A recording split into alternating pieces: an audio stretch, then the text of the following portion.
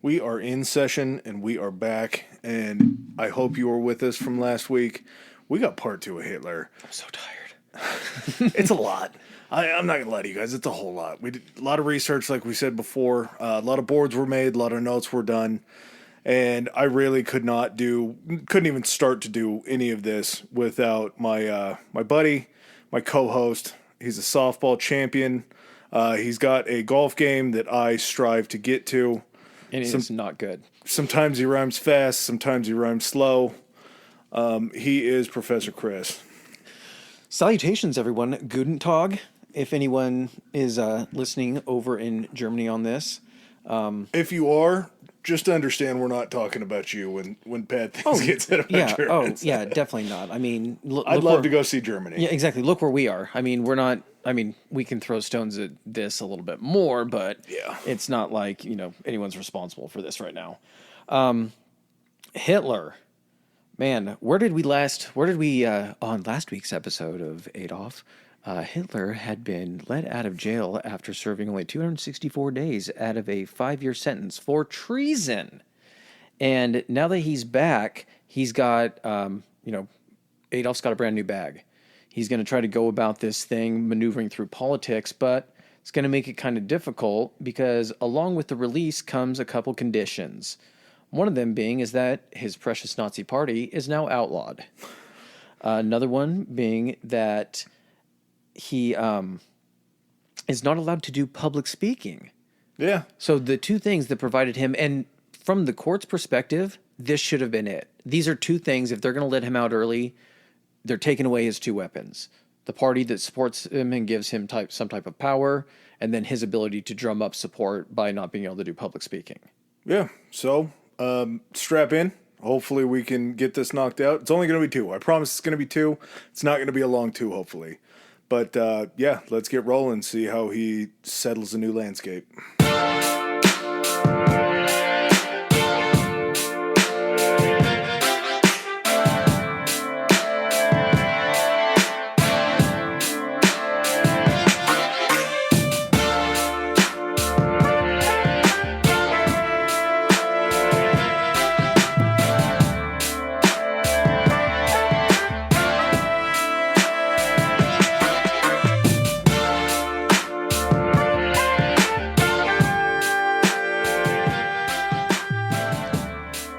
So he's out, he's about.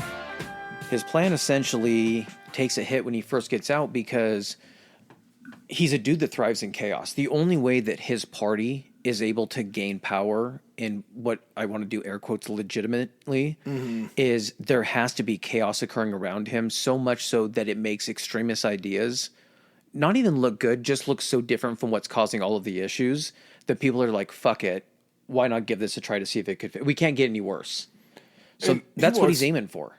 He walks out into a world that has just absolutely fucked up that plan, too, because we have a little something called the Dawes Act that was enacted to sort of take the burden off of the reparations that were paid, and Germany gets better. Basically, what the Dawes Act was, I think it was a governmental... it was economic stimulus provided by the United States to essentially help out with the hyperinflation that had been essentially since Hitler was put in prison has been just beating up essentially the country. And really the only drawback to this was back in episode 1 when you were talking about how long the payments will go to till about 1984. That was all a part of the Dawes Act and kind of a following act that came after that. But pushing that can down the road had allowed Germany to be able to start rebuilding, kind of start changing, kind of start going back in the right direction. Everything was heading in the right direction. Even more so, he came out, and in the meantime, Germany had joined the League of Nations. Which is a very big monkey wrench to a guy who just tried to take over and it failed. And not only that, but so the League of Nations is essentially the precursor to the United Nations. Think of it as the UN being formed after World War II. It was just formed after World War I. And you have somebody that, even though that this is supposed to, bring Germany into the international community and everything like that, help to contribute, what it does for Hitler is, and all these people that are these nationalists, is they see it as basically a giant betrayal. Basically saying, now you're putting us into bed with the people that have been making not only that say that they were the victors in the Great War, when we still believe that we should have been the victors, but you're basically crawling into bed and cozying up with the people that have made our lives what we feel like hell for the last few years. At the same time, though, the greater reach that he wanted to get from those people, the middle class, the higher class, they're back to kind of living their lives in a good way again. So to really be able to reach them, he's got to start changing these tactics. And as you had said earlier, he was banned from public speaking. The Nazi Party was banned. January 4th, 1925, Hitler met with the Bavarian Prime Minister, Heinrich Held, and he promised. He probably didn't get on his hands and knees, but he's like, man, look me in the eyes when I tell you this. I'm going to use the democratic system this time. No more beer hall pooches for me. No more screwing the pooch. No more backroom deals. I'm not going to hold anybody hostage anymore. We're doing this legit. I'm going 100% legitimate. And I don't know if he had his fingers crossed or his toes crossed, but he really wanted to try to get this across. It must have worked because the ban on the Nazi Party was lifted February 27th after meeting January 4th. His no public speaking ban did go on a little bit longer. It went on another 2 years until 1927 before that was lifted. But at the same time, he was able to sweet talk his party back into being a legitimate source. Mm-hmm. Well, and kind of later in the year, too, in 25, Mein Kampf hasn't even come out at this point yet either. No. So he's not able to, it wasn't like he did it in prison. He put it out while he was in prison, so he was staying in the public eye. It hasn't even come out at this point. And kind of the thought process, I'm wondering if when he went to essentially the head of Bavaria, what was the guy's name or what was his position? Heinrich Held, the prime minister of Bavaria. When he went to the prime minister, I wonder if the prime minister just kind of looked and said, these guys aren't as big of a problem right now, but were I not to allow him to try to pursue through legitimate means, the government's going to eat him up and spit him out. Yeah. Like, he's never going to get elected because it's so extreme. But the other hand, so if I let it die out the natural way, the party's just going to disband. They're going to find out that they can't seek power this way. They know they can't seek power through the putsch or anything like that, so the party's going to disband, and I'm not going to have to worry about this. And so do you think that was almost his, because he had no other reason. He could have just been like, yeah, you guys are banned. So maybe he just didn't want any type of like violent reprisals and everything because he had seen that they were willing to do that before. It's possible. It's also possible that he was just yet another person who was like, your ideas aren't the worst. Yeah. There could have been sympathies towards that to kind certain ideas that they were on board with. Yeah, and so that kind of makes it tough to be able to hold their feet to the fire, because if you really feel sort of the same way that they do, and maybe not all the crazy things that he said weren't landing, like I don't know. I don't think. The one thing that I do know is Hitler talking to him, being like, "Yeah, I'm going to use the democratic process." I bet that guy's like, "Sure." Yeah, gotcha. You go ahead. That's the other thing too. Is I'm trying to think what the terminology we use, but all this was just a series of like not checking him. Everyone was just like, okay, like no one saw it as a threat because in comparison as a whole, it was a smaller movement. Even though they had at this point they felt like they were weak and they were on the way out because they didn't have their leadership. But Hitler was really running things from inside of prison as much as he could, but on the outside. Basically, the Nazi Party on the outside was being led by Ludendorff. And at this point, Ludendorff and Hitler can't stand each other. No. Well, and part of that, I'm sure, is because Ludendorff didn't get arrested and put in jail for the same shit that Hitler did. And Hitler didn't follow through on and made Ludendorff essentially. That's the whole point, too, is when the putsch came out in national publications, it was like known widely as the Ludendorff putsch. So or as the Ludendorff Hitler putsch. So Hitler didn't even get top billing on his own fucking putsch. No. But throughout the trial and the shit that he was saying about the putsch, people were like, "Okay, this was definitely Hitler's deal. Like he made it into his deal." Yeah. And then you have one of the deputies, Gregor Strasser. You kind of mentioned him, basically keeping the Nazi Party alive, trying to expand it as much as he could. There were some differences in ideals between kind of the northern faction of the Nazi Party and the southern faction down in Munich, where like Hitler was and everything, is they started to kind of differ in their ideals, but were still essentially representing the Nazi Party in their own way. Yeah, but Gregor, his brother Otto, Joseph Goebbels that you were talking about before, they really felt like since they were sort of doing the legwork up in the north where it was almost more important because they were growing it instead of just maintaining it. And that's where Berlin is, isn't it? So maybe they think it's more of a meaningful movement. It really could have been. They really butted heads on this because Gregor really felt like he was kind of becoming the centerpiece. And just like we talked about with Hitler not wanting to link up with other factions that were other kind of extremist factions, he didn't like that. He didn't like somebody challenging his power. Well, here's the thing, too, is Goebbels at this point, too, was kind of on Strasser's side and thinks it's a good idea to basically boot Hitler out, thinking he's too soft and they wanted to go and remove him.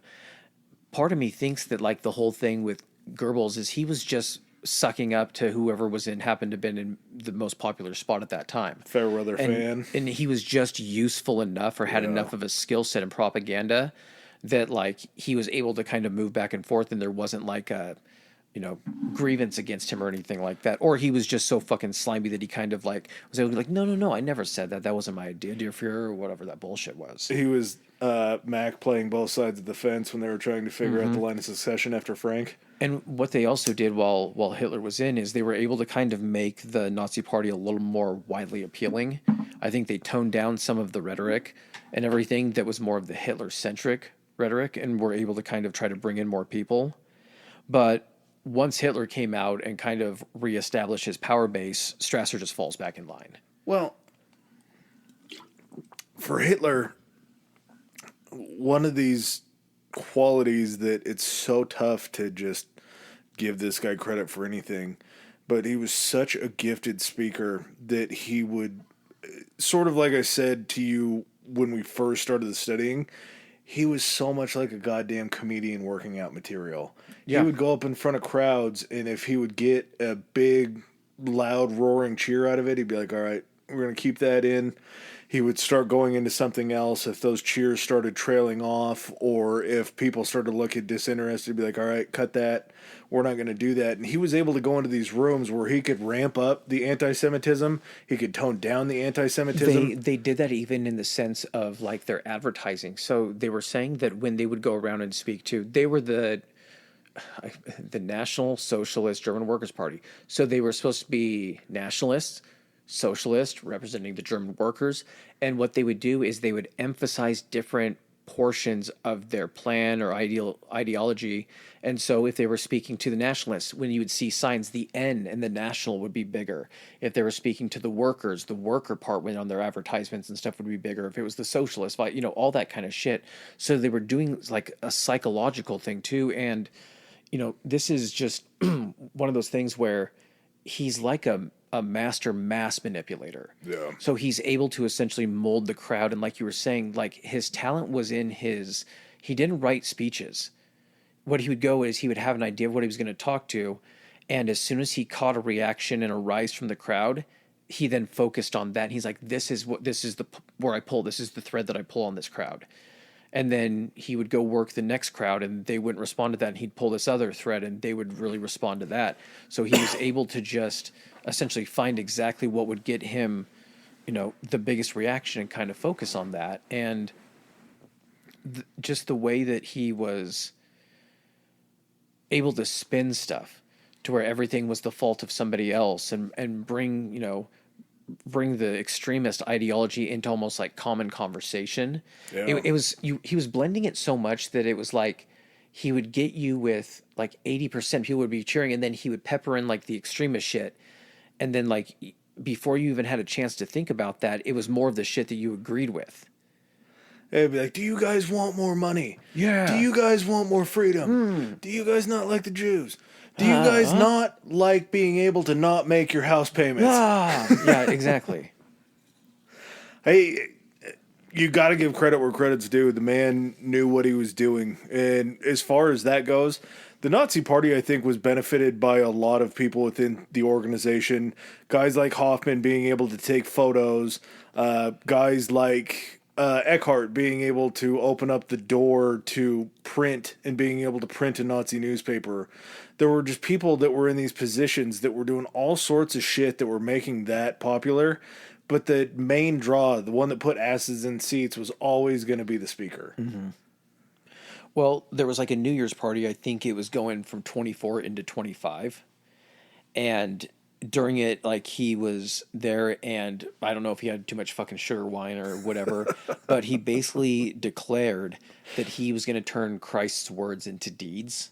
I don't know which words he was fucking specifying, and he got like a new nickname called like the Redeemer, like within the party and everything. So like it starts to really show you that this is becoming less of a political movement. And here's the other thing too. I didn't realize this. The only reason that they had to put party at the beginning is at the beginning, they had no intention of being a political party, but in order to exist as an entity like that and not like an extremist or a terrorist group, you had to pose as a political party. Yeah. So it had no political intention when it first started. And this, when he gets out of prison, is the only time that the idea of politics even comes into being. It just so happens that this is already a party that they can just simply shuffle over a little bit into the political arena. Well, and this technique was used pretty effectively before this. Throwing back to the first episode when we were talking about the invention of the SA, did you catch how they registered their action group because they couldn't do it as an army? They had to be flexible. Yep. They had to register themselves as a gymnastics club in order to. Like, no one checked on that? Yeah. Like, I don't know if you're going around and checking, but you figure you should probably, at one point, there should be, like, an inspector. Go find a fucking pommel horse. Do something. There should be, like, a house has to be inspected. They're like, we're registering as a men's gymnastics team. At what point? Just like, child social services type thing. You show up for a surprise visit, and if you don't see these guys working on a set of rings or fucking uneven bars or doing something, and they're just sitting in a beer hall or something talking about how they fucking hate the Jews, maybe be like, I don't think this is a gymnastics group. Yeah, if they're outside ripping cigs, they're probably not in doing a floor We're the routine. stormtroopers because we just move into these gymnastics competitions like a storm. But yeah, that's that same sort of idea where they had to give themselves a label where they tried to be a movement by force. They had to be a party by democratic standards because they had to kind of get that in their heads. And just after that New Year's that you were talking about when he became the Redeemer, he started believing in himself so much that when he would go out and give speeches, he would give speeches as if he already was the leader of the country. He would be out there saying shit like, he'd be like, yeah, as the leader of this movement, or I was forechosen by the Lord for this. Like, just getting really into that figurehead of what was going on, mood and mentality. It was like he was trying to speak it into existence almost. Well, and when he was first allowed to do, when the ban of, the gag order from public speaking was lifted, he was only able to start speaking in, like, one area. Yeah. I think he was just in Bavaria. Saxony. So Saxony was the first to lift the ban for public speaking, and then Bavaria after that. Okay. So he could only speak in those two places. But yeah, I mean, this is where you can see how, he's building his base. He's still doing all of this shit in secret. The party isn't disbanded. The party is still essentially banned technically. And then when is the actual party ban lifted? That was February 27th, right? Of 25, though. Okay. So it had been lifted for a while, and they were just trying to rebuild. Gotcha. And that's because they were thinking they were going to go as a legitimate political party at that point. Yeah, and so kind of with things against a new party trying to take power, with things going well, it was really an uphill battle before the day that Hitler his wet dream came true. And his wet dream, unfortunately, is the issues that millions of people had all over the world. But Black Thursday, August 24th, 1929, the stock market crash happens. The Dawes Act, the second act that I'm forgetting the name of, the first one was the Doors Act. Because you said Dawes before, too. Yeah, DAWS, Dawes. The first one was the Dawes, right? Or was the Doors Act the first one? I think the first one, I'm 99% sure was the Dawes Act. Okay. But the second act that happened, both of these two things that had just completely saved their asses and brought it back, all of that money was gone. Because as soon as the stock market crash happened... There's no more aid. Yeah, there's no more aid to come in. Mm-hmm. So you immediately... And not to mention that, we're talking 1929. world commerce and world trade was already a thing. Yeah. Like it was happening at a much faster rate. So there was money that was tied up overseas. There were stock markets where you could trade in Berlin American stocks. It wasn't isolated. Yeah. Finance was worldwide. Finance wasn't just isolated within just certain countries. It could be in some places, but when you had international trade and there was shipping and all that kind of stuff, like there was at this time, yeah, you had money tied up where the effects of the stock market crash in America, we only hear about what happened in America because we're here and this is where we learn about the stuff, but it had effects worldwide. I think we talked about that a couple episodes ago, and I'm excited to do a Great Depression episode. Mm-hmm. Kind of jumping back real quick before and I know you want to kind of group this in together too, but just to kind of paint a picture also about, Hitler doesn't need any help being fucking pointed out as a psychopath, but let's go ahead and just make sure we know how much of a creep this guy is too. So during the summer of 1926, Hitler is visiting a place in Bavaria called Berchtesgaden, and it's in the Obersalzberg. So it's essentially in the Bavarian Alps. So he's 37, and while he's vacationing here, he's renting a house. And I'm trying to remember what he calls it. It is called the Bergdorf. Yes, Bergdorf. Yep, it's called the Bergdorf. He rents it, and it's in the Obersalzberg. He moves his sister in eventually and everything. Half-sister. His half-sister in eventually. But while he's renting it, this is like his second or third summer here, back in 26. He meets a girl named Mitzi, and she is 16, and he is 37, by the way. He takes a shine to this girl, and during, goes around with her, goes to dinner with her while he's here and everything. But then at one point she says they were out walking and he pushed her up against a tree and kissed her passionately, and she had never wanted anybody more or anything like that. And basically, like, her sister, I think, is a little bit older than her and is like, get away from this guy. Like, he introduces himself not even as Hitler, but he uses the alias Mr. Wolf, which is something that he'll use essentially. Not only Mr. Wolf, but like he goes by the Wolf. That's like his thing. And I wonder about that. What do you think that is that makes him want to be like an apex predator? What do you think it is about Wolf? Do you think it's just like it's some type of just like... you don't think there's symbolism behind it? No, I think there is because, it's a powerful animal and everything like that. There's an alpha within a wolf pack. He's, comparing other Germans to essentially a pack. Wolves are essentially supposed to be a strong animal. One of his bunkers, the one that he designs on the Eastern Front to oversee the Russian thing, is called the Wolf Slayer, and it's fucking that's bonkers in itself. But yeah, I think it's just something. It's supposed to be powerful, somewhat frightening. But yeah, so he's fooling around on vacation with this 16-year-old. So you mentioned how old he was, right? 37. Yep. So, and this is going to be a pattern. This isn't just an isolated incident. This will be a pattern going forward for Hitler's life. It's a Wooderson thing. You know what I like about these German girls or whatever? I keep getting older. They stay the same age. Well, the other thing too is the wolf thing kind of went along with that. So it's almost weird that like he was a predator in a sense because he was going after 16 and 17-year-olds, calling himself the wolf. Like, was that a... It's maybe not well thought of, the way he actually thought about that. But yeah, so getting back to the stock market crash, again, this party thrives in chaos, and it needs chaos to survive and to grow. Yeah, before we talk about that, Mitzi was so enthralled by him that they ended up hooking up later. And while she was married. Yeah. She was trying to talk him into leaving a future woman in his life, Ava Brown, that we'll talk about at length probably. He said that he was willing to leave her. She said she wanted marriage to Adolf. Adolf said no. She went home and used a piece of, I think it was clothesline, tied it around a doorknob using it and tried to hang herself because she couldn't have Adolf. Luckily, she was found. She didn't die. But that was just kind of the hold that he had on these younger women somehow, that he was able to get them to just... It's fanaticism. Yeah, dude. It's something that I just don't... And it would be one thing if that was like an isolated incident. We'll talk about the other incidences. There were It's a pattern. times. It's a fucking pattern. Here's the thing, too, crazy. I was going to wait till later to get to this. So once the Nazis actually took power, words that had negative connotations, they actually changed the German meaning of those words. So fanatic, instead of being a negative, fanaticism and fanatic became something that was like the highest compliment that you could call like a Nazi. So just crazy shit like that. So we'll go back a little bit.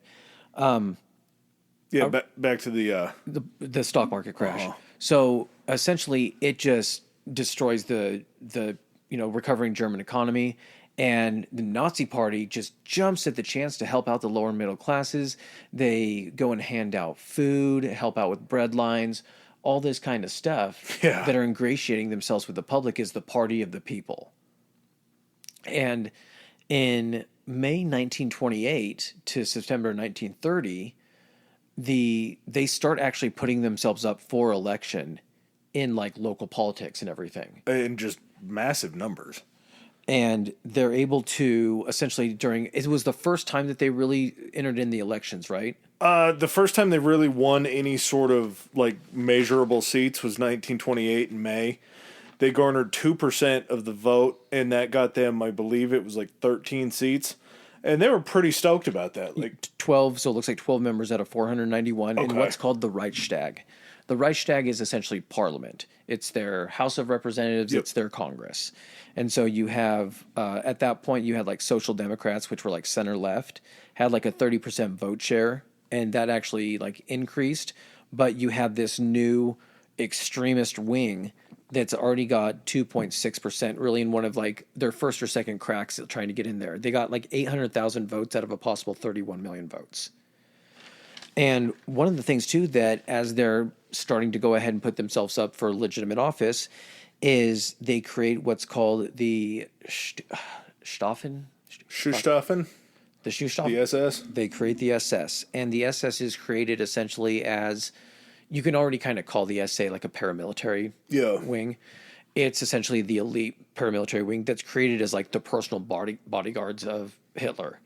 And you have a guy come into the picture that starts out just kind of as a lower tier SS officer name, and he's going to be very big within essentially the Nazi Party later on, called Heinrich Himmler. So much alliteration in the German namings. A lot of Heinrich. A lot of Heinrich, Hoffmans, Hofstanger, just all that. A lot of H's too. So at this point too, there is a little bit of kind of like dissension. There's always seems to be a little bit of infighting within like the Nazi Party, and it always seems to be, in this scenario, it's Strasser. He kind of comes into the picture, and he's kind of butting heads with Hitler a little bit, and I think that north-south divide again. Yeah, exactly. Rearing its ugly head. They have ideas about how they should go about things and maybe differences in ideology. So they're each trying to push those as the dominant platform for the Nazi Party. And so Hitler ends up meeting with Strasser at some point. They come to an agreement, and then after that, I think Strasser ends up getting in a car accident or something, and so he's kind of out of commission for 6 months. And that's when I think Hitler just kind of comes in and shores up his power base and reestablishes himself, finally being out of like jail and everything like that as the true dictator, the Fuhrer of the Nazi Party. Yeah, and all that work that they were doing on middle class families, is bread lines and everything else that you were talking about, it paid such big dividends, because you go from May 1928 getting 2.6% of the vote. September 1930 gets 18.3% of the vote. They jumped all the way up to 107 seats in the Reichstag. They had become basically the second largest party in parliament as far as like a sole party, because a lot of the ways that these parties would work to reach the 50% threshold is they would have to create coalitions with other groups that are close. Across the aisle, except instead of an aisle, you had essentially like an octagon. Yeah. It divided up, and you had different aisles and different factions and everything. So, and what really led to that increase of them being able to jump up like that. So, like you said, you had them helping out with the recovery. It was like a perception of helping out. They really didn't have any power, but they were making these promises, and they were always like vague promises and everything like that, but they just sounded good. It was lip service. It was shit like Hitler would go out and he'd be like, "We're going to fix the trade unions." He doesn't say how he's going to fix them. He doesn't say who's going to benefit. He just puts certain subjects into certain things and says that they're going to do anything. He promises everything with promising nothing at the same time. Exactly. You have German unemployment at this point that's up to like 40%. During like 29 to 32, the industrial production falls by 50% in Germany. So they're just getting hammered. They're losing money, jobs, all that kind of stuff. He tones down the anti-Semitism to kind of appear more professional and conservative. Strasser eventually is brought back into the party. And between like 29 and 32, the party members of this are about at 130,000 plus. And that's just members. Yeah. That's not people that, like, if you're really thinking about it, when you hear that, they're like, well, that's still only 130,000. How are they getting so many votes? Those are just people that are willing to actually put pen to paper to become members of this party. To register, yeah. To register, and that are accepted, because at this point, too, there's qualifications to get into this party. You have to meet certain physical requirements. You have to meet a certain lineage type of requirement. They're just not accepting anybody. They want a certain type of person. White guy. Exactly. And then you have people that are kind of maybe on the fence, like, hey, I'll vote for those guys, but I'm not going to be like a card-carrying party member. So that's where they're able to kind of build up more of a following as well. They create like a youth outreach program, which is going to be called the Hitler Youth. Yeah. They establish a base in Munich called the Braunhaus, or Braunhaus, the Braunhaus. And this basically serves as essentially, Hitler's office and kind of where they're making all their plans from. They do this in Munich because they're still not, they're still building their power base. They're still in a more nationalist-centric place and not really ready to move to Berlin, where their power base is going to be a little bit weakened. Weird thing that I found, speaking of the Braunhaus, did you know that the only property that Hitler ever actually owned was the house in the Berghof? Yeah. Everything else was just rented. Mm-hmm. You would think that somebody that was... Or owned by the Nazi party. Yeah. But his only residence was the Berghof. You're the leader of Germany. You're the leader of the Nazi party, and you only have one piece of land. He never needed to own like the royal, I don't even what they call it, the chancellery. Yeah, I mean, I guess if you own the entire country, you just kind of own everything. Yeah, you're not concerned with what the fucking ownership and the mortgage papers fucking say. I just thought that it was odd that was like the one thing that he had to his name. While he's set up shop at the Braunhaus, this is when he starts making everybody refer to him as the Fuhrer. They would all greet people in the... This is where we get Heil Hitler from. Yeah, it became essentially just like a greeting. What essentially starts out as something that they say as like a pledge of allegiance to each other will eventually become almost like a litmus test for your loyalty. So like when the Gestapo and the SS are kind of running security all over Germany, if someone says Heil Hitler and you don't hear that response back from somebody, your eyes are immediately on you. For treason or dissension. So it almost becomes like a fucking test. They said the other test of your Nazidom was the salute that you would do, where you'd pull your hand to your chest and fire it out like you're half confident in a question you're about to answer. When I was so I get that it's whenever anyone it's the arm at like 45 degrees pointed right out in front of you, but all of the videos, it's the laziest fucking... They just have it up. It looks like he's just holding his hand up, like doing the prom wave, except holding it straight, or it's like tilted back. And there's not he wouldn't even do it. He was so physically awkward that he couldn't even figure out how to get it done right. Like it's supposed to be the intention of pointing the arm out and being like Heil Hitler and all that kind of shit. But at the same time, if it had to have a voice, it would be like, hey, Hitler. Yeah. Like that. It was very soft. Yeah, that's what he was a limp-wristed man. He probably fucking had to do it so much. He's just like, I can only do this now. My fucking rotator cuff is destroyed. This is where we get the real dictator shit, because much like Kim Jong-un shoots like 18 holes in one when he plays 18 holes, Hitler was supposed to be the most ardent Nazi because he could do the salute for longer than anybody else. Like 7 hours. Yeah, it was a very long period of time, and that was how you were supposed to show your devotion to the party. What happened? They were in the fucking Braunhaus, and they came and everyone was chatting. They're like, Adolf's going, he's on 6.5 hours. I don't know how much longer he can stand. He's just sweating with a water bottle, just trying to salute away. But in his personal life, apparently he was extremely unprofessional. Yeah. He was late for everything. He slept in, way in. He wasn't Marilyn Monroe. He wasn't concerned about he was concerned about his appearance and everything like that. But socially, just not a professional person or anything. You heard about the potential meeting between him and Churchill at dinner? Yeah, and he like kept him like he slept through it, or like fucking the guy had to go wake him up, and then he wasn't even dressed. Yeah, he didn't have his hair done. He looked all fat. He didn't even go, wasn't ready right? to, yeah, he didn't even go. Yeah, It was the one time that he had a chance to meet Churchill before the rubber hit the road, and he showed him up. Just a real dickhead. At the same time, there's this guy. He was a German like law student or lawyer. His name was Horst Wessel. And there was a situation where he was living in somewhere in Germany. I don't know if it was Munich or not, but his landlady, apparently he had been late on some payments, and his landlady had hired these basically communist enforcers to try to like scare him out or force him out. And one thing led to another during this altercation, and he's shot by these communists. And he's not killed right away, but he's mortally wounded. In the time it takes for him to actually die in the hospital, Goebbels actually fucking sees this and develops essentially a story around this, that this is the pride of the German future, that this is a prime example of youth taken too soon by the communist, and basically takes like an old German like hymn or like folk song and designs this song to that beat about like Horst Wessel and like the youth of Germany and all this. And it's called like the Raise the Flag song. And basically becomes like the fucking anthem for the fucking Nazi party. You also, like you're saying, you get the Nazi salute that's invented. There's fucking like at this point too, during this 3 years, there's like 6,000 Nazi meetings throughout the fucking country. He's making his way in, and really, I think, do you have anything else before the presidency? Yeah, so Okay. I was mentioning it before, but at this point, they really start to push this now that like there's an economic collapse again, because, you know, it recovered before due to the Dawes Act and everything like that.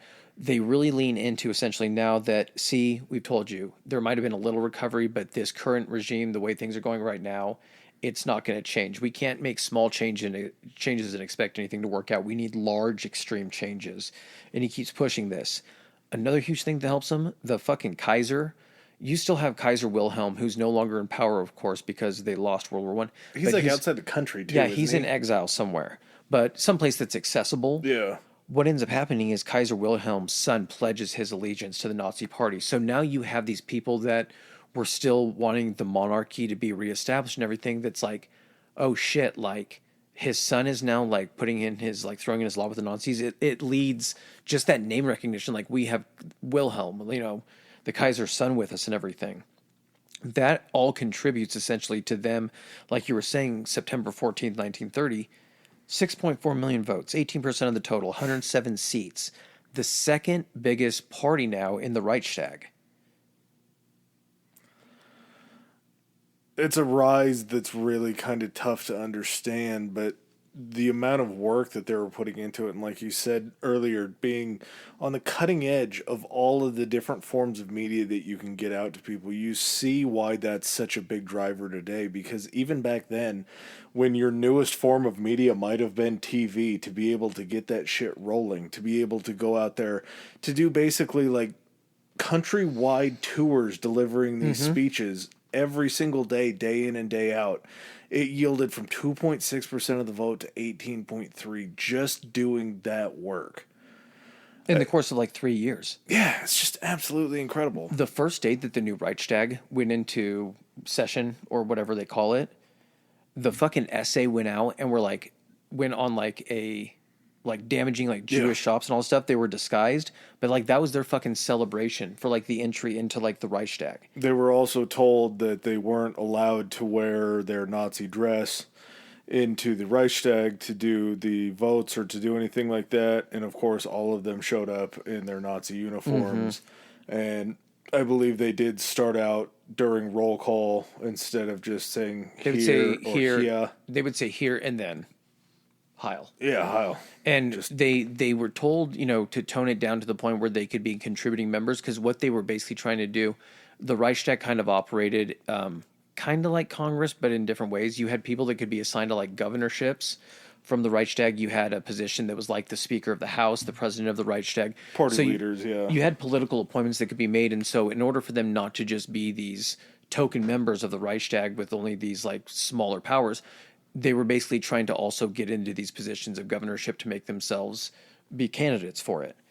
So at this point, the SA membership is up to a fucking million. That's in the SA membership. There's only 100,000 Germans in the army. So at this point, just this like personal militia, this paramilitary group outnumbers the military 10-1. Not to mention the actual military doesn't have any sort of supremacy in the air or in the waters or anything like that. Well, I mean, you don't have that either, but that's the whole point. You're on even that's what I mean. It's just ground to ground. Like, you can't have a plane drop a bomb on a bunch of SA guys because you don't have planes and you don't have bombs. So our good buddy Rom, apparently he had fled the country and was over in South America helping train like military troops and stuff like that. They ended up bringing him back in. Crazily enough, Rom is not only gay, but he's openly gay. And this seems to just fly in the face of essentially everything that the Nazi Party seems to stand for. It's one of those 24 tenets or whatever you were talking about that the party was set on. So, like, he ends up coming back in to kind of help oversee the SA and everything. And I think Goebbels has Himmler start to build, like, a dossier on Rom for, like, blackmail. And basically, I'm pretty sure this is something he probably always did, was Goebbels was just trying to get dirt on everybody to be able to turn Hitler or be able to sell out anyone at any given time. Well, and I think Himmler didn't like Rom because it was almost like he was... The SA was like the SS's little brother, so Himmler probably wasn't a big fan of the leader of the SA. The guy that he gets to kind of like start spying and build the dossier on Rom is a guy named Reinhard Heydrich. And this dude is going to be a major player coming when we actually do more of like the Holocaust episode and everything like that. He ends up being like one of the chief architects of the final solution. So these guys are in it early on. Yeah. And that's the other thing I always kind of wondered, like when you're looking at, just about the World War II aspect, once the war started, you have all these people in positions of power. And you're like, how did he like find these people that were so fucking disgustingly like-minded like him?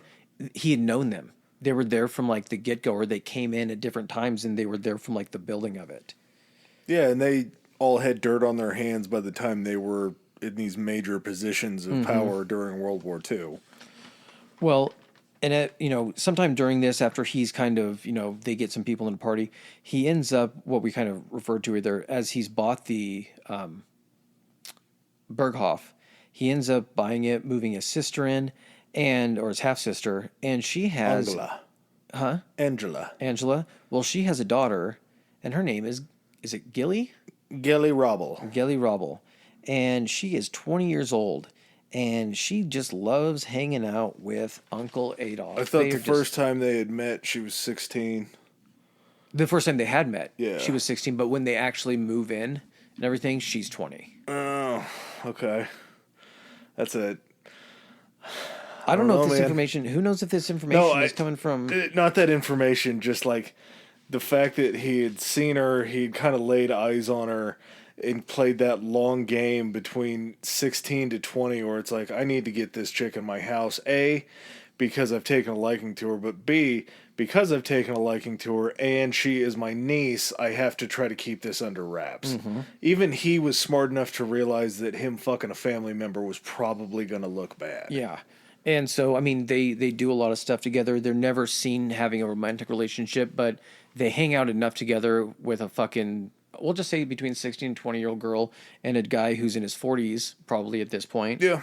And it doesn't fucking... Here's the thing that makes me suspect that it's not just a normal uncle-niece relationship, is around the time, after the election, everything like that, while they're still building up their power base, they got some seats, 107 seats. He meets through Heinrich Hoffmann, his photographer. He goes down to visit him at his shop or whatever it is, and he sees a young woman, Miss Ava Brown. He catches her stems in her ass first. She's standing up on a ladder putting some stuff away, and he's like, oh, this is Mr. Wolf. What is that? Yeah, exactly. And he's like, oh, dear, that's our good little Fraulein. Ava, have you met, Mr. Wolf? And they do a fucking introduction. Well, he starts hanging out with Ava, and apparently... because the relationship is so normal between Gelly and Adolf, Gelly turns around and fucking kills herself with Adolf's pistol when she's 23 years old. So, I think that's pretty telling of what the fucking relationship entailed. Yeah, Adolf, well, and this is where things get kind of really pear-shaped, is Adolf is off doing his thing. He's off doing his speaking tour. He's out there talking to the people. Gelly in his home was going through his stuff and found a note in one of his jacket pockets. That was a note asking Ava to go to the theater with him.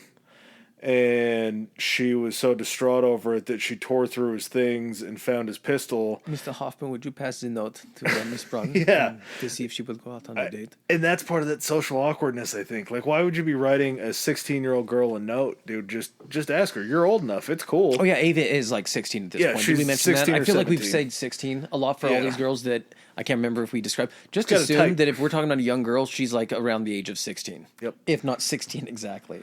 So, yeah, she steals his pistol, runs into her room, jams the door shut. The help in the house is knocking on the door like, hey, what are you doing? What do you got going on? Apparently, they never hear a gunshot. Yeah, they hear like something drop and it sounds like a book hits the ground or some shit. And then next day they show up. She still hasn't left the room. They force their way in not with the police or anybody logically that you would think, but I think it was like Himmler or somebody who was actually over there too that forces their way in. She had shot herself in the chest. There's debate. There was some fingers pointed that it could have been Hitler that did it. There was some fingers pointed that it could have been somebody in the SS that did it just to try to Clear loose end. Yeah. Try to tie it up, like you say, and kind of clear the way for Ava, probably because Ava was somebody that was more digestible than his niece to the public. But yeah, we have an attempt from Mitzi to kill herself, and now we have one under the belt just because they were so infatuated with this man, her uncle. It's just absolutely incredible to me that he had that kind of a draw and that he was that much of a weirdo. Also, something that we forgot to mention from Landsberg Prison was this was only found, I don't know how it wasn't mentioned, and maybe it wasn't because they didn't do the physical, like they didn't release the physicals for the army. But when they were going through Landsberg and he was getting his physical to go into prison, they found out that he had an undescended testicle. One testicle confirmed. Yep. So officially confirmed. He had both of them. I'm just going to throw this out from last episode. A lot of people in the world with undescended testicles. No one else has done this. Yep. Yeah. Still following that same pattern. I don't want anybody listening who may have an undescended testicle to really feel like this is a shot at you. This isn't your spokesman. We know that this isn't the spokesman for people with your condition. I will say, though, anybody that does, bravo to you, because I don't think, took it very well.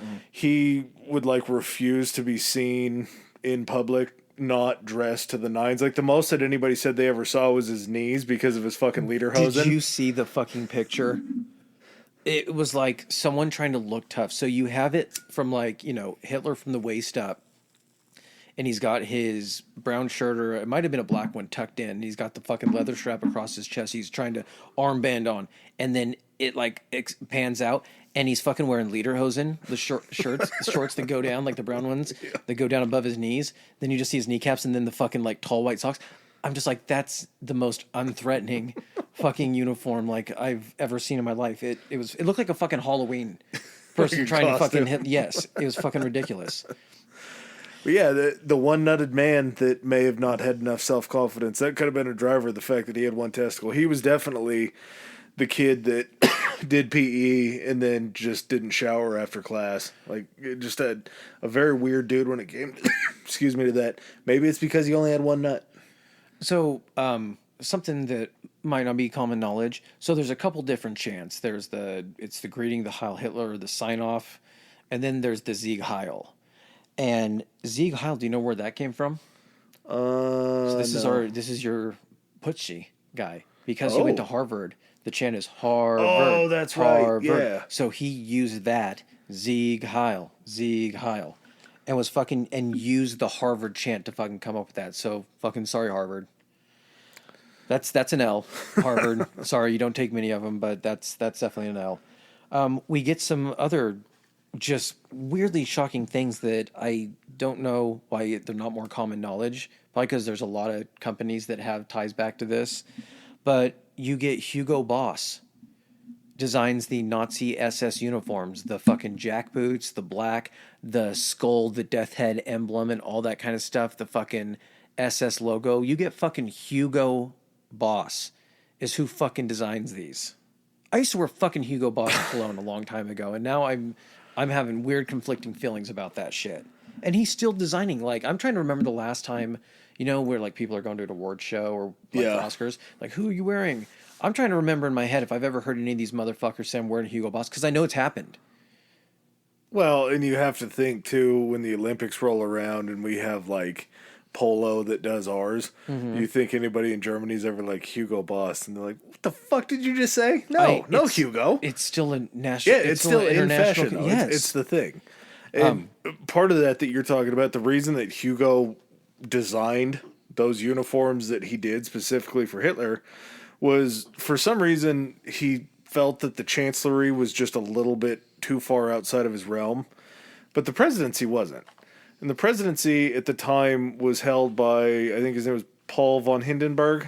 Is that right? Yeah, so, Karl. Karl von Hindenburg had been, he had been elected in February of 1925. Thank you for making me go back to that, because I forgot. So, yeah, so the guy that's been elected as the president of the Weimar Republic is Karl von Hindenburg. And von Hindenburg is, I would say he's a lax guy. He doesn't really seem like he's an older gentleman. 1932 sees him come up for the president. I assume the Hindenburg is named after Karl von Hindenburg. That was going to be my question to you. Yeah, we'll just go with yeah. It's too close. Yeah, okay. So yeah, the man had a blimp named after him that exploded. So sort of not like the intention. I don't think. What's going to happen here, but his number comes up for I don't know. They seem to have a lot of elections. There's certain things that cause elections, then they have ones that are scheduled. It's very weird. Yeah, so what happens is there is an article written in the Weimar Republic's constitution, and we'll talk about it a little later. I want to say it's Article 48, but I'm not 100% sure. When Article 48 is invoked, it actually takes the power away from the Parliament and gives sole power in emergency situations to the president. Chancellor. The chancellor. So yes, thank you. The structure real quick. You have a president. Yep. You have a chancellor. Yep. You then have the people in the Reichstag, and you have different positions within that. The chancellor is usually chosen by the party in power in majority of the Reichstag. But the president has the authority to remove the chancellor at any time. Yep. So the chancellor is still behooving to the president, but the chancellor is in charge of the Reichstag. And the chancellor... And the running of the day-to-day and everything like that. Yeah, it's almost a situation where the president is the highest rank, but it's almost like the chancellor is the stronger of the two. Yes, it's like the president, his only job is to watch the chancellor. Yep. And the chancellor is supposed to do everything else. So it's like it's an observatory sort of position with the power to remove that person. Yeah, and it just becomes a situation where whenever that happens...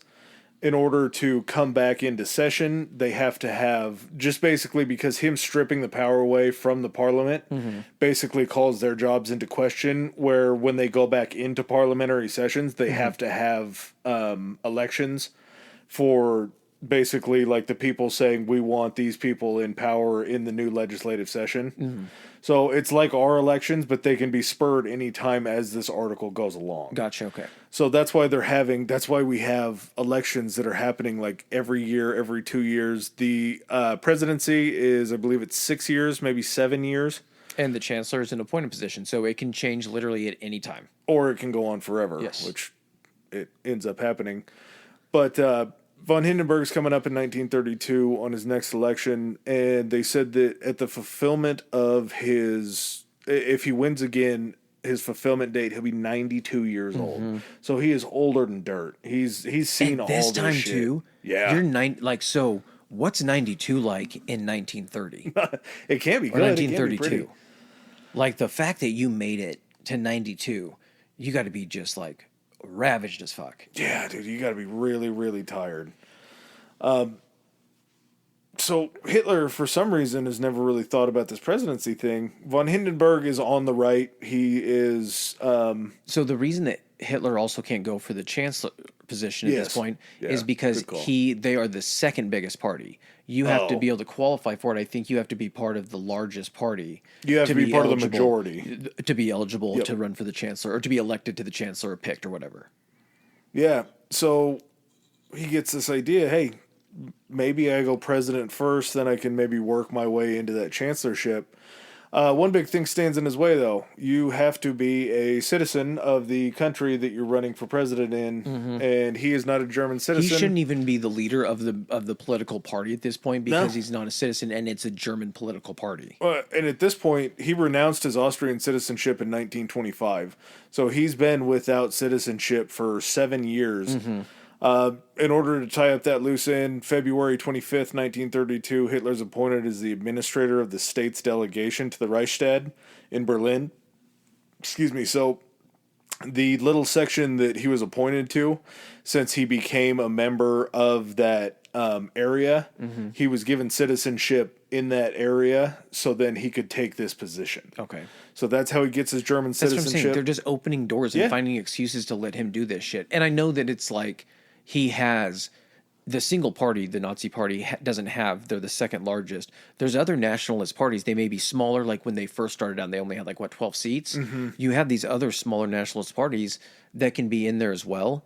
And just for the strength in numbers, if they need to get something done and it matches 50% of what the other nationalist party wants, they're going to try to get that pushed through. So they'll team up and, like you said, make coalitions to create the majority parties. Well, and being such a big party at this point, too, Hitler is okay with working with other coalitions, really, or with other places to make coalitions with other radical groups. Until he can gain, because he can't gain that power himself. So he's taking what he can get. Well, and he knows that there's nobody in those smaller parties that's going to be able to challenge him at all. Yes. He's still King Dick. He's king of the mountain in the second largest party. So, yeah, he decides to run for the presidency. And it's very sort of odd, some of the things just with what they call themselves, the People's National Socialist German Workers' Party. Yeah, you would think something called the Workers' Party, you would be really focused on workers' rights. He goes and meets with these German industrialists about a few other things not really pertaining to the presidency. And towards the end of the meeting, as he's talking to them, he just kind of throws it out there. He's like, so if I were to run for president, would I have your support? And they're like, we like von Hindenburg. You and von Hindenburg are technically from the same side of the aisle. You're just a little bit more extreme than he is. We got some good shit going with him. I think we would probably be... It doesn't benefit us enough. It's not like he's from the opposing party to where they're fighting against his policies. They're like, he's already doing a lot for us. We're used to this. It's a known quantity. And frankly, you're probably still a little bit crazy for us. But you have companies that are like fucking Bosch, Deutsche Bank, Siemens. They're the most thing I know them for is they're on the front of some soccer jersey. Isn't it spelled SIEMENS? Maybe that's it. Yeah. I didn't want to go SEMEN on the board. I see where you were trying to avoid that. I took a different stroke at it. But these people of all these major industries, these companies that are still around today, goes, well, what if we were able to maybe work on the trade laws, or maybe just go ahead and abolish the not the trade laws, the employees unions. Yeah, employee unions. Trade unions. And everybody's like, oh shit, if you destroy the trade unions, then we can start giving people a shitload less money and nothing's going to go wrong. It's all of our benefit. Yeah. So he gets these major industrial corporations to sign on to the presidency. On the quiet. Yeah, well, yeah. But they're going to start giving them money. He's going to have that political power on them. These companies that are still around today, we cannot stress enough how many companies were involved with Hitler that just it gets swept under the rug. But along with that, all the shit that you were talking about, all the mass marketing campaigns, everything that's going on, the shit that they're pulling off on this whole entire just whirlwind tour of a campaign. Hitler had met von Hindenburg at another time, and they were kind of having a meeting about maybe Hitler's political aspirations, and von Hindenburg just completely shut him down, and that was when he called him the corporal. He also told him to his face that the highest achieving rank that he would ever achieve or the highest rank that he would ever achieve in the government would be the leader of the post office. Oh, that's right. Postmaster General or some shit like yeah, just like the biggest called. slap in the face ever. So this gives Hitler an axe to grind. It was a personal vendetta at that point. A lot of the things that they were doing on the streets, they would actually record albums of Hitler's speeches. They would hand them out to people for free. And then back in the day, you've heard of the baseball cards, the T206s, the ones that they used to put in tobacco. Yes. In order to give it structure, but they were like collectible playing cards. To get kids to actually chew. Well, yeah, maybe that. Yeah. Maybe just like another hobby. Yeah, it gives the pack its rigidity. It couldn't just be a fucking piece of cardboard back there. They did it in bubble gum Okay. But they would basically have like Nazi trading cards. And on these albums that they were giving out for free to the people, it would be these boards where you could actually brooches that women could wear. Yeah. It was merch. It was fucking Nazi merch. Just crazy ways for them to be able to market. Things that people weren't doing at this point. That's why it was like so weirdly effective. It was just like this weird, they turned it in like to mass marketing. The other thing that he did beyond just that mass marketing was his speeches started to get more grand. He was able to, wherever he would be going to, he would talk the local military base or whoever they had to bring in the military spotlights to surround the campaign area that he was going to be doing his speech in. Loudspeakers always had like amplification loudspeakers. He wanted to be heard and he wanted to be heard, memorably. He had lighting controls like at the podium where he was, so he could dim lights to emphasize dramatic times during his speeches or raise the lights, that kind of shit. It was pageantry is what it is he was like, it was almost, I don't know. It was meant to like evoke like emotions in you, not like the information. It was almost supposed to make you feel a certain way more than like it was supposed to tell you something. They were fucking rock concerts. Yeah. He was a rock star when he was out there. You can go listen to a band. And no one had ever really, I don't think anyone had ever really seen all of this kind of come together. No, like and not in such an arena like politics. I'm not saying this to praise it. What I'm saying is that like, it's just, I don't know. It's that perfect. I think I was telling you about. It's like that diagram where the two circles, and it's like absolute psychopath, perfect talent, and like finding those two things, and it's like the center of the Venn diagram. It is. He found himself where his greatest skill was the one that he used the most. Like it's, I don't know how. It's like someone that was supposed to be like how they say like Eddie Van Halen was born, or like Jimi Hendrix with a guitar. They put it and they just knew what to do with it. It's like that kind of just specific genius, but being so evil at the same time that it's literally an evil genius. He was a showman. The man knew exactly what he wanted to do, and he was able to do it. And to just acknowledge that that's pretty impressive. It's tough to do with such an evil person, but he really was gifted. He had the ability to evoke emotions inside of people by using these lights, by using color change. Not gifted enough, because he ends up losing, like 18 million to 11 million? Yeah, but at the same time, for him to jump in to the race so late... I understand that. To garner 37% of the vote, and he actually pushes von Hindenburg to a runoff because of the situation where... I don't know how. Like, they didn't really explain, or I didn't see an explanation, because an 11 million... or 11 to 18, especially when that's not the difference, that's the totals. That seems like a big enough one to be like, I think we can call this. Well, that was the final vote. But the runoff is automatically triggered if you don't get over 50% of the vote. Oh, since he didn't get 50 and von Hindenburg didn't get 50, probably because Hitler tore a lot of votes from Hindenburg, they had to go to a final runoff. So him and Hindenburg, people running. I gotcha. Yeah, him and Hindenburg were the only two that were involved in the final one. They got the two highest percentage of votes. Okay. Yeah. So that was what happened. In between that first vote and the second vote, we have a story hit the tabloids of Mr. Rahm making homosexuality very rampant throughout the essay, like we talked about earlier. And Hitler comes up with what I can only say would probably be the most ass-backwards brilliant way to fight this. He claimed that Rahm was so manly and so much of a man that his homosexuality was actually showing the strength of his masculinity. So he was just trying in a roundabout way to say this dude is so manly that he doesn't even like women. He has to fuck other dudes to be fulfilled. Like, that is the most word salad crazy thing to actually say. To actually come out and say that. Yeah. Knowing what all of your fucking rhetoric and like your fucking book has said and everything like that, to come out and just think that like no one's gonna look at that and be like, he says this, but now he's saying this other thing. Like, Yeah. which do we call into question? But it was never like called into question like, oh, I guess he's just wrong on this, but everything else, it never called into like, maybe his judgment's a little skewed. Yeah, it wasn't like, okay, so he said being gay is bad, but being super gay is extra good. Mm-hmm. It's like you get past the wrong back to another you break right. the threshold. Yeah. It's the horseshoe theory. So Hindenburg ends up winning the runoff.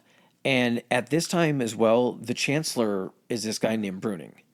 So Chancellor Brüning is, at this point, they've kind of allowed the SS and the SA to exist. And the reason they've been doing that is it all boils down to the Geneva, or not the Geneva Convention, the fucking Treaty of Versailles. They haven't been happy, like German leadership has not been happy that they can only have 100,000 soldiers. So what they're looking at, they think that of the SS and the SA, they're basically like, these can be useful to us as almost like a standing military in case anything happened. They never expect them to be essentially turned against. They're only thinking of it from an aspect of we can use this in case we're attacked or we need to attack someone else. Well, it allows them like a loophole for like having a built up military. The other thing that would scare you is the fact that the guy who's basically in charge of the SA and the SS just came in second in the presidential votes and really wanted to be president. So Chancellor Brüning ends up banning the SS and the SA. So this guy at least sees some of the writing and is like, maybe we're in a powder keg of a situation. Yeah. And this guy has a lot of power, both politically and now like technically militarily. So Brüning actually gets fired because of this, because it basically, they realized that like we need the SS and we need to have this like standing force. Yeah, they have to. Well, it was Brüning kind of, his pushback on it, I think, is what was the nail in the coffin for him, because there were the other guys, and we'll talk about him here in a second, that kind of had Hitler's back as far as that was. And they sort of wanted him in a chancellery advisory role because it was another situation where they felt like he was somebody that they could use to get what they wanted. Exactly. They still thought that he was useful. Yeah. He still thought that they still somehow thought that like he was going to be under their control. He had never been under their control and he just kept getting stronger. They were just like, well, at some point he can't possibly, like his ideas are too extreme. He'll never get the full majority. This is the max they're going to get. Something also happens that makes them kind of believe that. But at this point, right before we take a bathroom break, Brüning is out. The guy that's against the SS and the SA. New guy comes in named Van Papen. First thing he does, he lifts that ban. So SS and SA are right back in, and we'll be right back as well. Oh my God, Adam. What is that up in the sky? It's a bird. It's a plane. It's socials! Oh my God. It's faster than Instagram. That's historically high pod on Instagram. More powerful than X? It's historically high, historically HI on X. Able to leap tall threads in a single bound. Back to historically high pod on Threads. And, I mean, I guess there's still Gmail, right? We got that too. That is historically high podcast at gmail.com. All right, guys, back to the show. All right, getting back to it. Van Papen, Franz von Papen is in. So we got another new vote here. So new chancellor, new vote. Yep, new chancellor, new vote. So there's a new vote, and apparently everyone gets voted. Like it's not just for certain positions. Like everyone just gets voted again. So basically, what ends up happening during this one is now the Nazis become the biggest party in the Reichstag. Yep. And because they are now the biggest party in the Reichstag, guess who's eligible to run for chancellor? 1933 elections, March 6th. Put himself up for chancellor. You can't run for it. Yeah. It has to be chosen. So he is eligible to be chosen as chancellor. They yielded 43% of the vote, and they used a coalition with somebody called the DNVP to take that 50% majority. So that automatically makes the H-man up for chancellery. Mm-hmm. And Van Papen was actually pretty down with taking over and overthrowing the Weimar Republic. So him and another guy, sorry, that was probably bad into the mic. Kurt von Schleicher? Yeah, Kurt von Schleicher. Both go to von Hindenburg and they're like, hey, I know that you want to make me Chancellor as Van Papen. We kind of like this Hitler guy, though. He's like, Hitler's a loose cannon. I'm not going to put the guy that just ran for the presidency up there. That's not going to happen. Van Papen, you're my guy. He's like, I'm not going to take the guy that was bad-mouthing me and that I beat.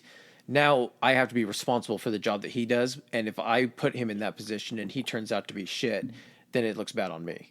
And he's already a loose cannon. We already know that he's a little bit kooky. He was the guy that tried to get here by force before. Now he's trying to get here are we not forgetting, like, literally what he went to prison for? And here's the crazy thing, too, is, like, this is all still happening despite the fact that he went to prison for fucking treason. It didn't somehow disqualify him for holding any type of office like this. Like, he tried to violently overthrow the government, and just because now he's doing it in what they consider their legitimate way, he's able to go ahead and do it. It is such a weird thought that this could just continue to happen. Well, and the thing, too, is you got to think that, like, because the Nazi Party has this many positions, the party is growing, you now have people that are in positions of, like, power, like in police and military and things like that, that are members of the Nazi Party that were already there, and then other members joining those places to go ahead and also infiltrate and have positions of power there. So they're really, it's not just like, oh, we've taken the Reichstag. It's literally them spreading their fucking like tentacles out into fucking everything else. So they end up offering Hitler the vice chancellor position.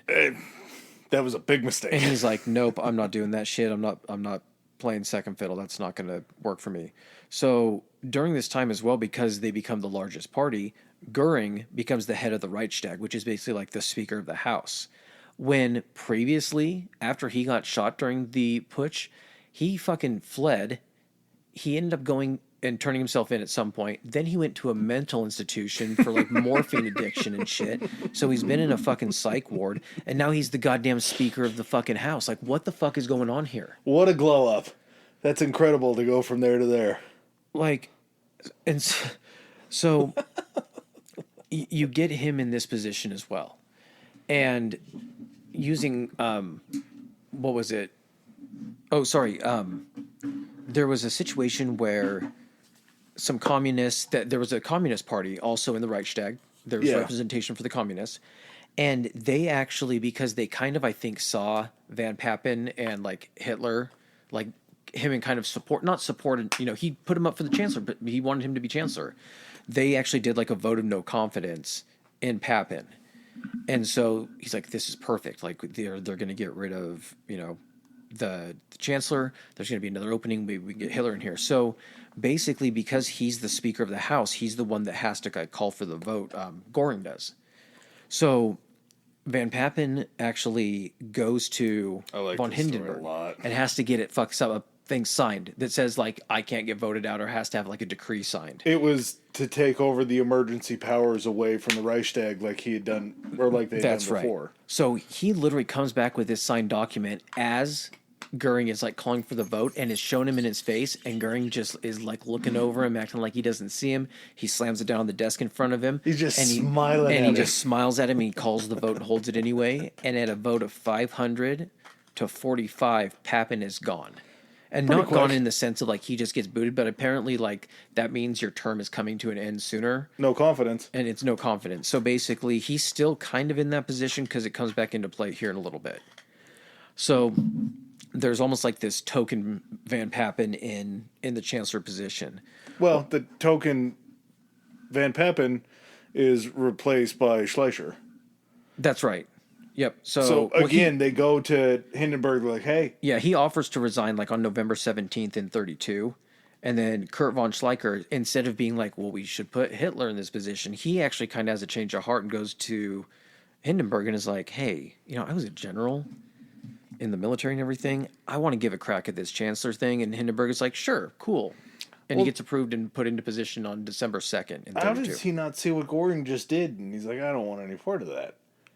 Like, that seems like a crazy... He thinks that because he's a general and everything, he's used to just holding people under his command. So I think he thinks he could... Oh, that's why he does it. Because he thinks he can pull one up on the Nazi Party. So what he does is to split their power base and not make them as effective.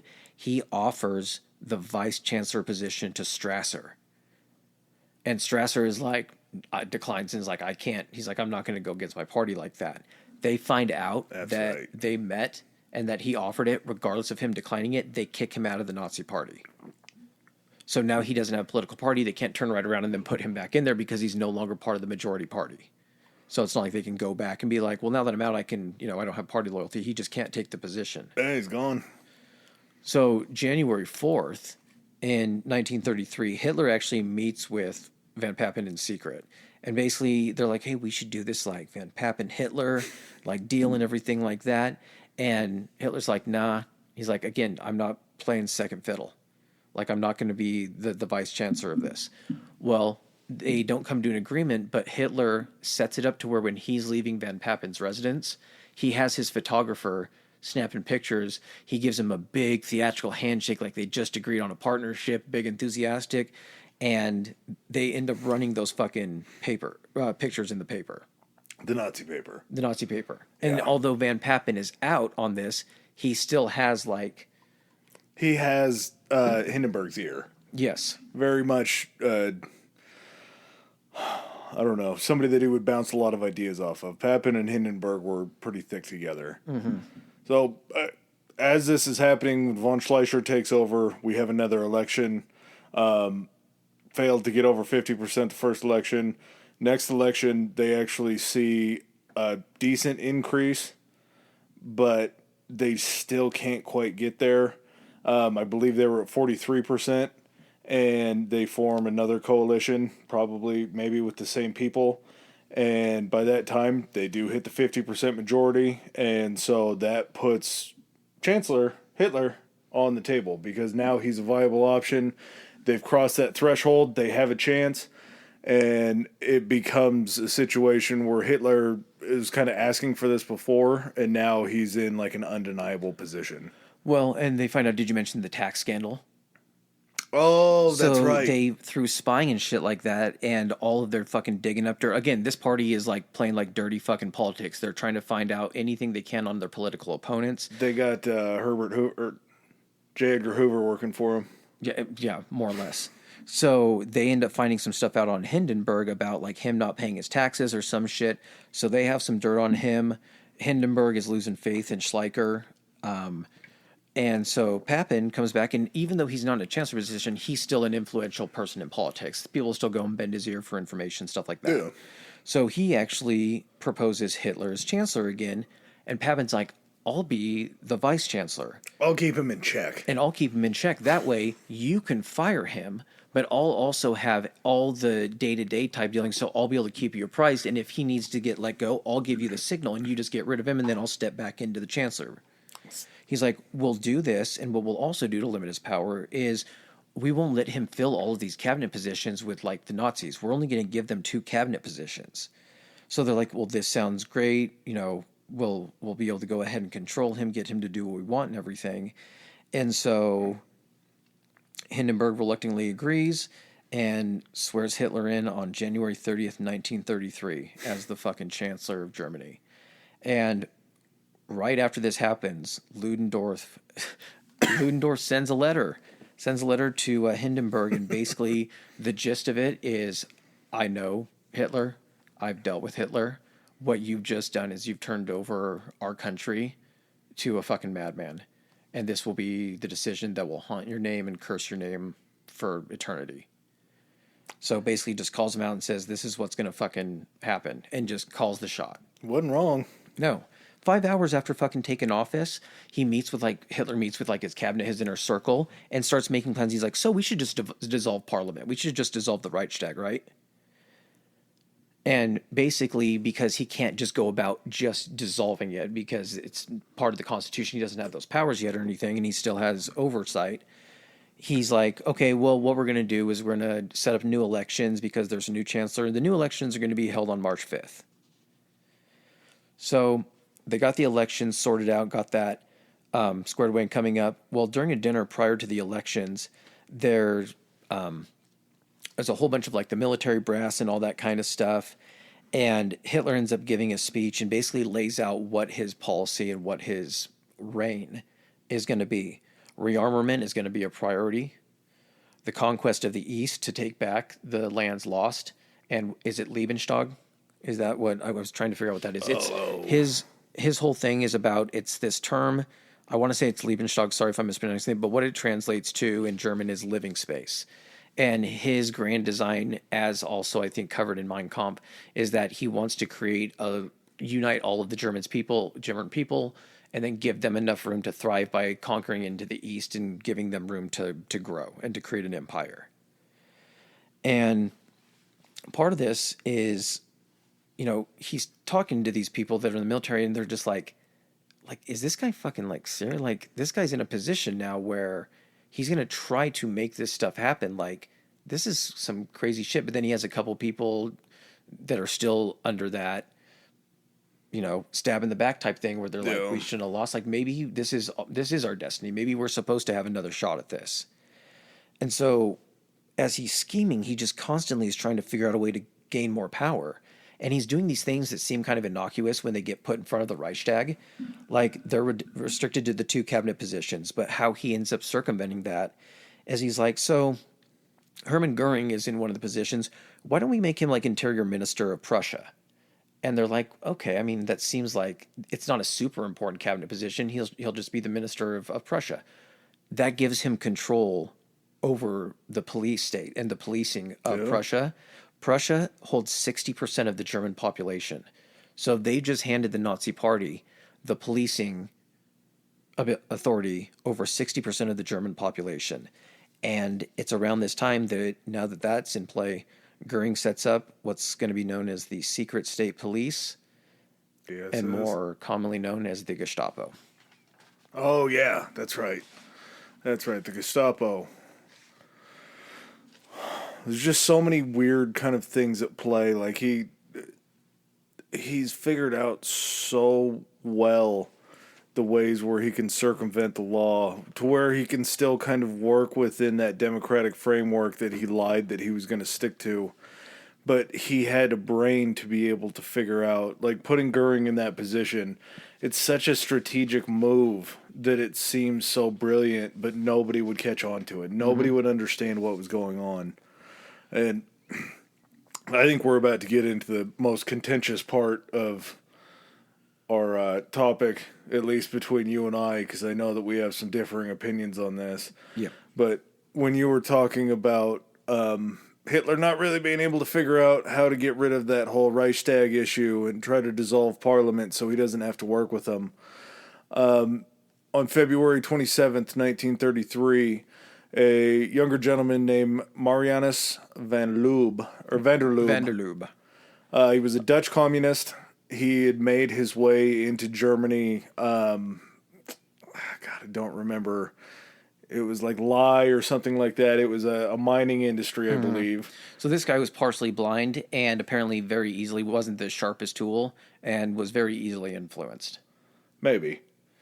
This is where we're gonna agree to disagree on this, but basically February 27th, he buys a buttload of lighters, and all of a sudden, very conveniently, the Reichstag happens to be set on fire. And Hitler sees this and is just absolutely thrilled and mentions something, I think, to either, not Goring, but I think Goebbels, and he's like, I've got them now, or something like that. Coincidentally enough, here's my pitch. Goering is the first one on the scene, and basically they immediately blame communists. They haven't even found this van der Lubbe guy yet, but they immediately suspect that it's a international communist plot. So they end up finding, the firefighters are there. They're trying to put out the fire. The main chamber is already kind of, collapsed on itself. And wandering the fucking ruins and burned out portions is a shirtless van der Lubbe, who, once he set it, because of the smoke and his partial blindness and his confusion, couldn't find his way out of the Reichstag, yet somehow survived in there. I don't know. And the other part, too, is that, yeah, the police come and they interview him, but because Goering is there and controls essentially the police, they're able to completely control the narrative. And without even this guy just happens to be like a card-carrying member of the Communist Party. Like, it's right after he fucking gets elected. He's starting to make these changes. He needs the Reichstag out of the way. You're in chaos. He needs something to happen to go ahead and grant himself those emergency powers that basically turn the Chancellor into the sole authority. And what better way than to have a communist end up setting fire to the Reichstag? The newspapers that they have access to even run that story like the next day before it's even been investigated into. They control that much of it to where now they've drummed up essentially this public fever of like, we're under attack from communism.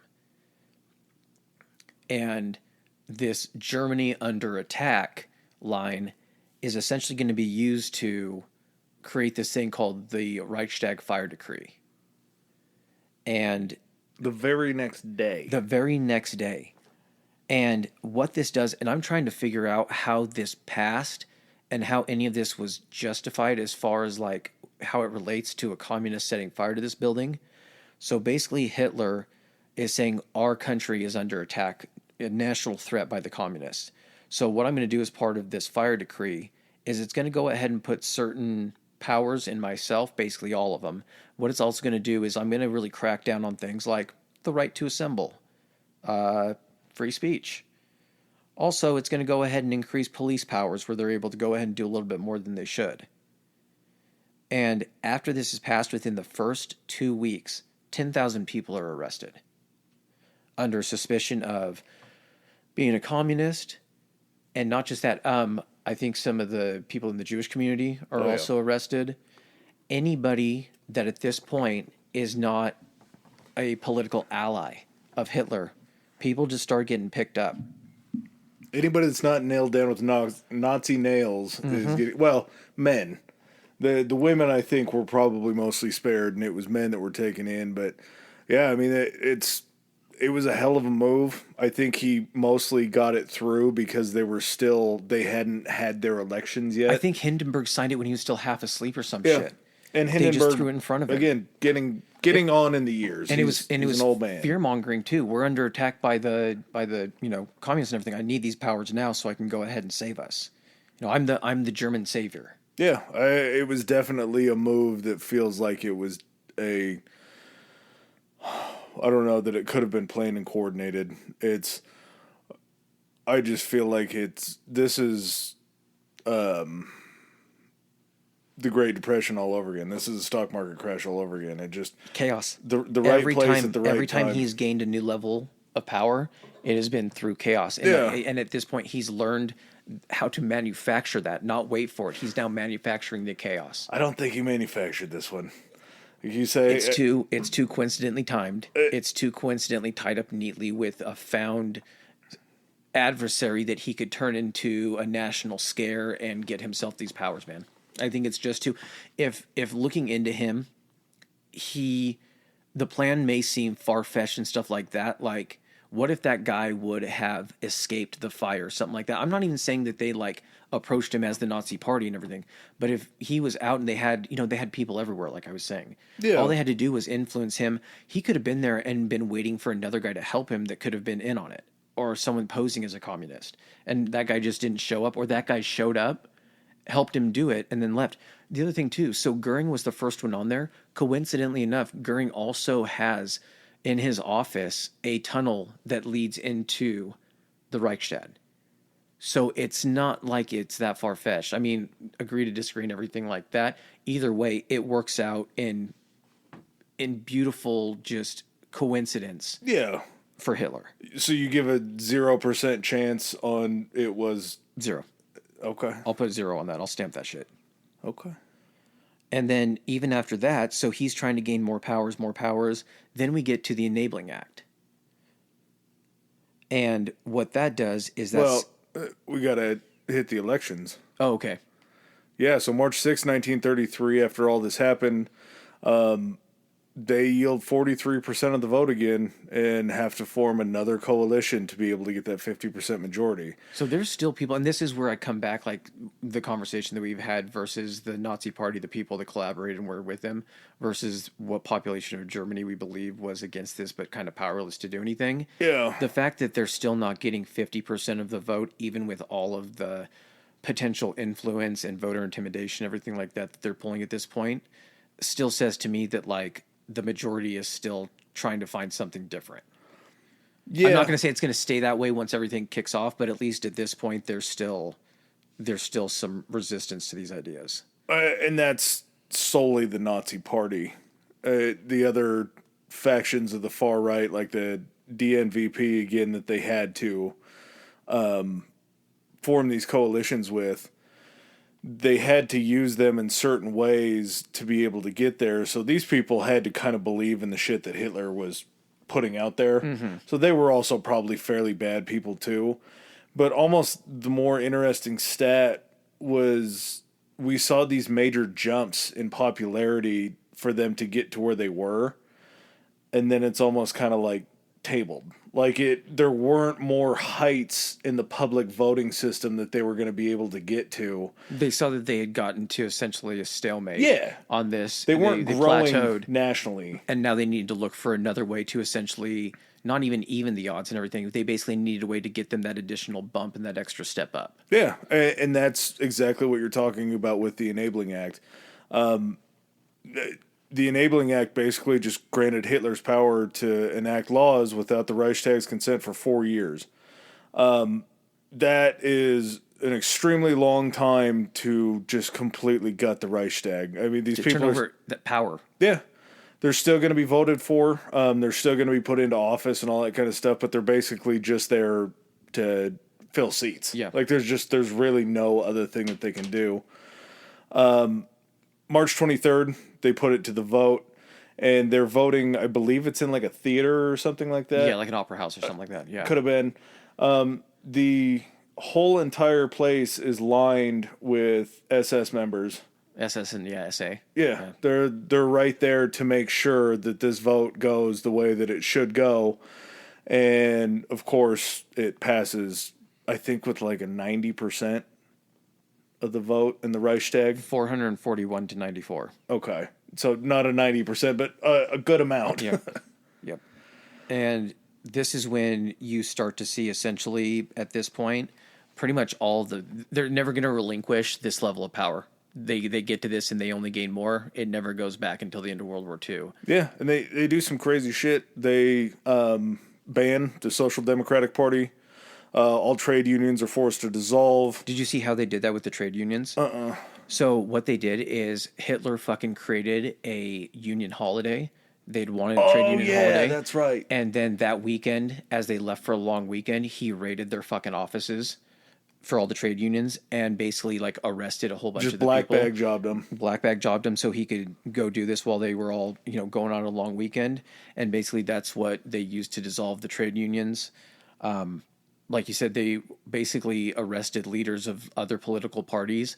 And this is where you're going to get the first instances of them being sent to what will become the concentration camps. At this point, they're just kind of the prison and work camps. Yeah. Sort of the same idea as like a...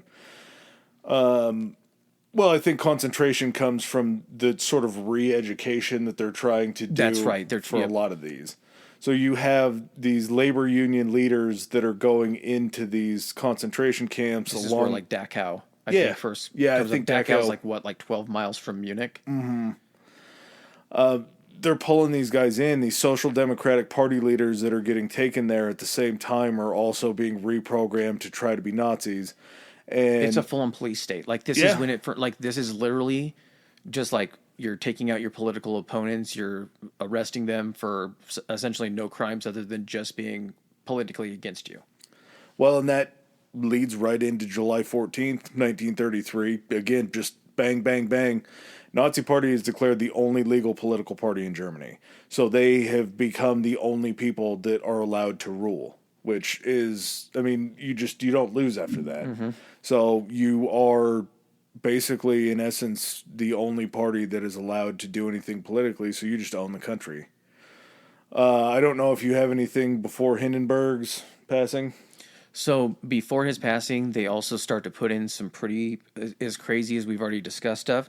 Now we start getting into the real fucking horrible shit. So kind of during this time, Himmler takes over with the Gestapo. He's already kind of been working and building up the SS. At this point, there's 1 million SS members.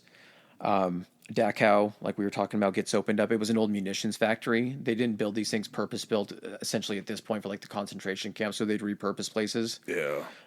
There's a boycott of all Jewish businesses. Businesses are banned, and they're also banned from like schools and higher education.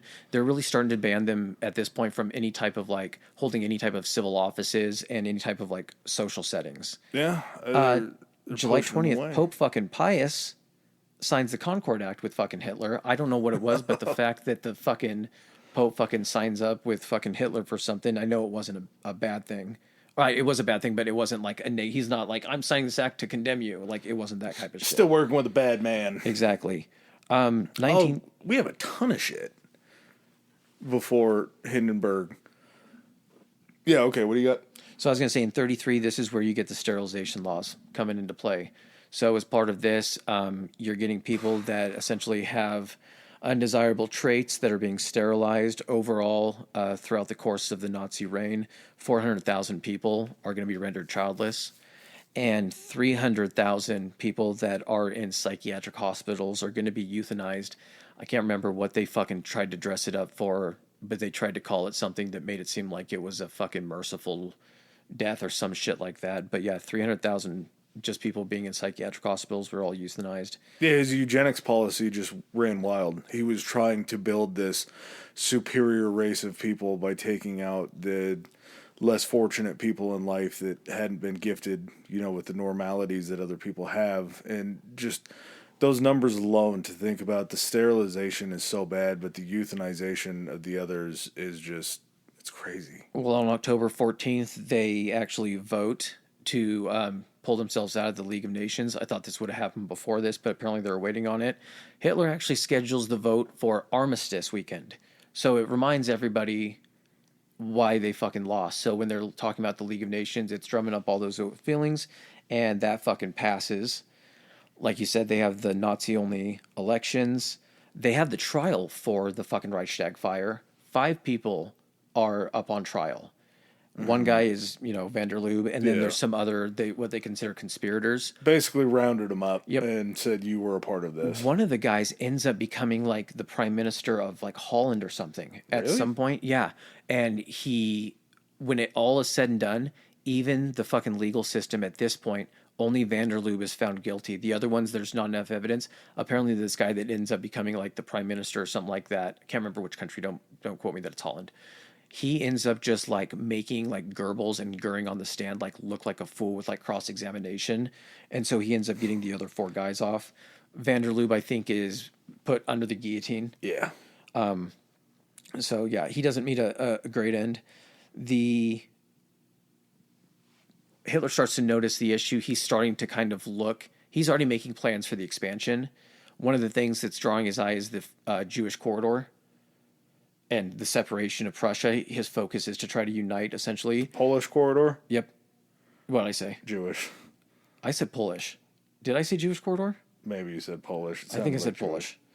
There probably are some Jewish people living there. Yeah. But the Polish corridor, and so Poland starts to get a little worried about all this stuff because out of all of the countries that essentially have the most German land taken from essentially the pre-World War I German Empire or whatever, is Poland. If anything, I would think that they would feel like they're got the biggest bullseye on them. So Hitler's just like, you know what? Let's just sign a non-aggression pact, and we'll try to figure out this whole, Polish corridor thing later. Big on non-aggression pacts.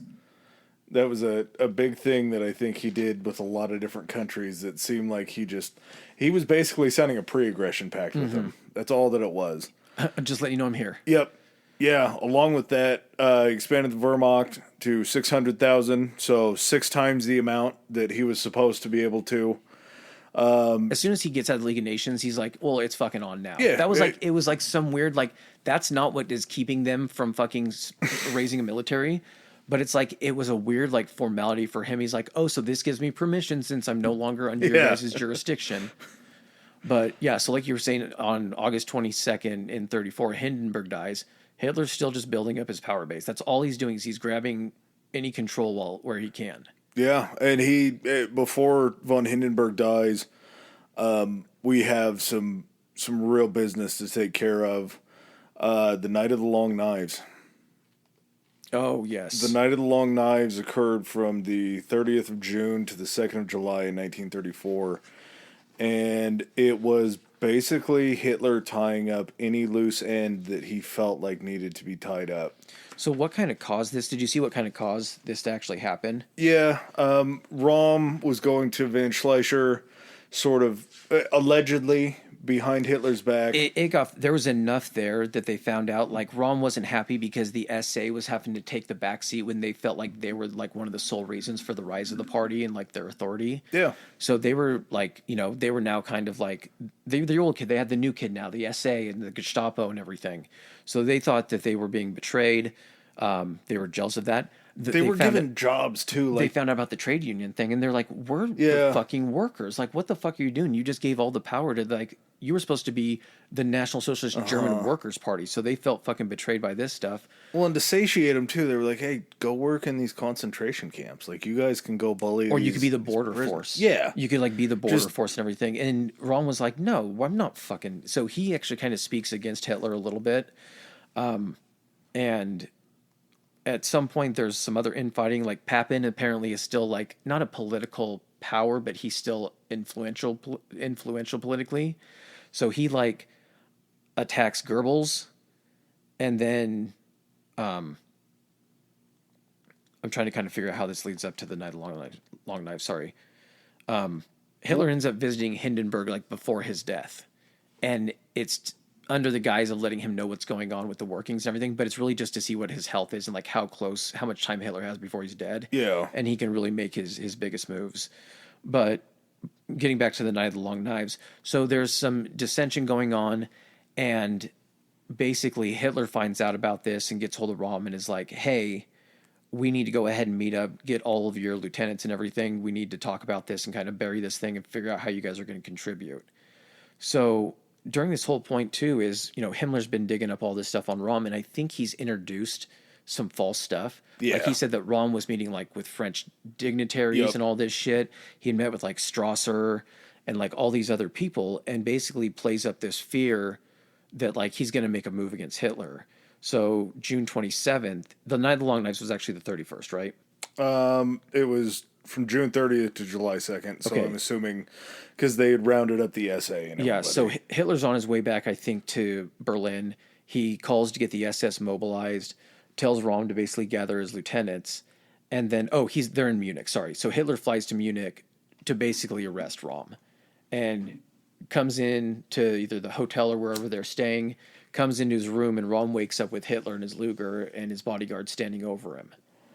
And come to find out that like next door was like a lieutenant like sleeping with like another like SA member, and then like they start going down the whole hotel, and it's just like all of this just like dude on dude action, just like spilling out of these hotel rooms. Hot dude on dude action is happening as they're breaking these doors down. Mm-hmm. So on the 31st, Hitler calls Goering and gives him, do you remember the code word?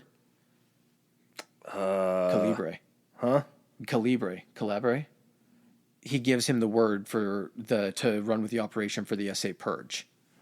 Okay. And it's not just the SA that is getting purged by this. At this point, Hitler needs to have complete and total control. So any dissent and anybody that has wronged him, the Night of the Long Knives is for them.